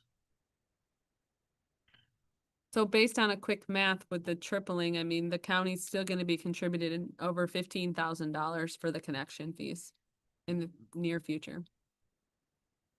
And Corey's the bad guy here. 7,000 to 15,000? Yeah, it's. Corey's tripling. always the bad guy. Corey's a bad guy. But it, as Tim would say, it isn't necessary for them to do their job with that. It No. is very, very, very nice and has its very, you know, perks and bonuses. But just like old school with the notepad, you could, all your other entity or all your other vehicles that don't have a CAD in it still respond accordingly based on the other equipment that is also provided to them, which is, you know, paging and radios. This is a luxury, not a requirement. But isn't it true that if they were to upgrade, they would have access to, if they're calling out, being called out, and they have a residence they're going to, they would have access to information to give them some insight as to what's happening at that residence, like maybe you've got a convicted arson that lives there, or, you know, There's you've got. nobody, a dispatcher is not going to give out officer safety information or firefighter safety information. If there is a guy wielding a knife and they said that, you know, an officer, that the example before that the guy has, you know, is adversary to public safety, we wouldn't just let them go on their own, go, well, you should have read that. Oh, okay, We would, that information would be put out and the precautions would be made. There's so no that's way. still available to them. Yes. easily. I say no way, there's human error, but that is never the intent. Dispatch is always gonna take care of the responder first. Because that's the way it was described to me. You know, at least we know what we're walking into. There's a lot of misinformation. Yeah, and it's valuable, but again, that priority information of knife wielding oppositional people is not gonna not be disclosed. Some of the information that you're gonna get that could be helpful, that's not a safety issue. The doors in the back, driveways on the Key flop, code maybe, key codes. the frequency you've been there for the calls in the past, so you, oh, this is a frequent flyer, we've been here before, kind of thing. I mean, you have all that information too. I'm not discounting the information. It is very, very good to have. But we're giving them access to it. They just have to they have to get the vessel. You shared something with us a moment ago that resonates with me. We don't buy their hoses. We don't buy their helmets. We don't buy their, isn't this just part of the business? You can't imagine a computer not being a part of equipment. It's your equipment. It's sitting on your desk right now. You use it every day. Do you need it every day? No, Katie can print you a big old packet, but it's more convenient for you to have that piece of equipment. Every desk or every computer at any of our desks, that is a piece of equipment that gets it done. It isn't any different than a hose or a helmet or a fire truck. And if you want to connect your equipment, our equipment, have the benefit of the information we have, then an agreement needs to be signed. in Yeah, accordance that with- agreement, I think, is a no-brainer and it's Yeah. probably just a misstep. And now that we have IT and a better understanding of technology. Achievement has been it's given. identified. So Dave, you just came out of a township that has a fire department. Mm-hmm. You were the supervisor for that township. Yep. I haven't heard you say anything about this. Do you got anything that helps us make decisions on this? I mean, And I'm talking about the funding piece now. yeah, I think the funding, at least for the township that I was in charge of, it's there. They can buy. He had planned to buy one because he had already purchased one, so that he had one in each truck. Counting on the county to replace it, I mean, that's kind of falling into this he said, she said scenario of whether it was always coming from the county or if it was, hey, we got this grant, so here you go. The CAD workstations, fire departments have never purchased, I shouldn't say never. Most fire departments never purchased their own. They just got them from the county. Right, That's history. right. And Inland had purchased one of their own. Inland's a different child. Right. And then there was the one from the county. I wish we had excess funds. This wouldn't be a Yeah, conversation. yeah, agreed. The funds are there for him to buy one for sure. Knowing his budget, I think could find the second one. If he still wants a second one. I mean, I haven't gone through every township's fire budget, obviously, but I think the money's there. You can go through mine. I think in the grand schemes of, saving $750,000 to buy a new truck, you can shave off $5,000 to purchase a computer. Which is gonna have at least a life expectancy of 5 years. Right. I guess to your point, it's, if it wasn't coming out of the general fund, probably wouldn't be much of a discussion. And the one thing that we've not talked about that is relevant to this is, Katie, our surplus right now, we have a policy of 25%. We're at like 32 or 33%. No? Because we committed that to 911. Yeah, you committed the majority of that to 911, so you don't have a ton left to even play around with. You're And I answering the say play question. very lightly. That conversation. After you've made that commitment, how much money's even left? To take us down to 25%. I'd have to rerun the math, but not a ton. We talked. Under 100,000. Under 100,000. And that's, Yeah. any sort of shortfall for county operations that is So, complete. so to say to take it out of surplus, there's. There's really no surplus left. I've heard the conversations, at the end of the year, because 911 didn't have as a staff all year, that they will have a fund balance and we can use that excess money from fund balance. That always gets rolled over. We have to pay for what we're not gonna be taking out of general fund in the next budget. So, and we have to maintain a fund balance because of the level of equipment that he has to buy. If he gets struck by lightning, he needs an adequate fund balance in there to be able to have the thing. Why'd you jinx it again? Never strikes twice. I think we're just filing an insurance claim. David. What I'm saying is, you can look at numbers and go, well, why can't you afford it? Just like every other fund balance, there's a reason it's there. There's a purpose behind it. It's not like it's just can be given back out because you didn't spend it, because it's gonna be going to something else. Sure. No, it sounds like we're gonna ask the townships to be independent and to work within their budgets to find a way to pay for these and direct administration to move forward with getting agreements in place on the use of the equipment. Correct. Everybody That's on board with gathering. that? I'm good. Okay. Direction to maintain that. I think so. I was gonna ask for an 11th hour thing that just dawned on me when I walked over here was fire and EMS aren't the only ones that connect. We have the City of Frankfurt Police Department. So I think we might want to go back and get that. They're gonna be in the same boat. And so I think we should, why would we have one for the City of Frankfurt Fire, but not for City of Frankfurt? So I think, Absolutely. sorry for the A- 11th hour anybody thing. that- It didn't dawn on me before. It's gonna access it, needs to sign the agreement. Yep, I'll make sure. to do Any that. non-county entity. Yes. Yeah. Very good. Appreciate your help with this. Kinda Everybody think- good with that conversation? Guys. Need to not be Very shut. good. That brings us to our final public comment. Would anyone like to speak? I Tammy? need to say something, just really quick. I was at election accreditation 2 weeks ago. They touched on that the election equipment was only good for 10 years. We will have to have new election equipment for 2027. In August, I go to a conference, that's when we're meeting with the vendors, but ballpark figure, we were told that for the election day equipment, it will cost the townships $15,000 to have. And if you have an AV counting board, it's gonna cost another $11,000. So I said, what about early voting? They said that would be another $15,000, and there's no funding out there like there was before.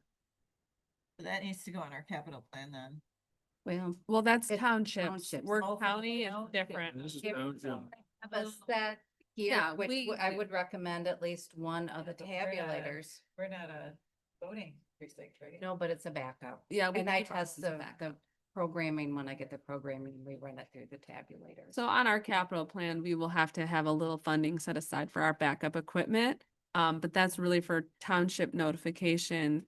I mean, and I'm sure their clerks are following stuff, but make sure they're aware they need to really start thinking about this because of that 10-year time clock coming very quickly. Yep, and there was, the old equipment will not work. They said it will. So I asked them, how are you gonna tell us how to destroy it? Because we just can't have tabulators going to the junkyard. They said there would be something, but the old equipment will not work. It will all have. So we were sold on early voting because the state said we'll support it financially. Yeah.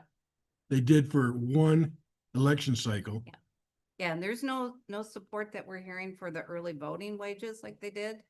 And this is gonna be all new election equipment. Now, the early voting stuff, that's only a year old. Doesn't matter. But that They have to go still- for new accreditation on all the equipment. Yeah, They're it's a going back. certification thing at the state where they go through this series of testing. And then they do these like focus groups, and it took 3 years to get the equipment that you have now. Yep. It's a whole process that they put, but they never said there was a 10-year time clock when we got those machines. They That's what never the said city that. told us at the accreditation training, so I'm Wow. hoping we hear more when I go in August to the election, to the clerk's training, so. Thank you for sharing that. Is there a chance to go to same day hand counting? And you don't want a hand. count. No, you don't want to hand count. If you, we'll mark up some ballots and we'll let you try and see Well, how long it takes. I think you're gonna see another mass exodus of clerks again, though, when they roll out another set of new machines. Yeah. Unfortunately. You think we're gonna what? I think you're gonna see another big exodus of clerks again when they roll out another new machine, because you saw that when we got these machines that there is now. Oh. I can tell you for some of these townships, we're talking serious money. Mm-hmm. And things could change. They could come back and say, yeah, we do have some state funding out there, but right now they're telling us there will be none. They got billions of dollars Right, for the so that- roads. Any other comments Yeah. for public comment? Hearing none, I'm gonna close public comment and look for a motion to adjourn. Motion. Second. Motion and support, all in favor, say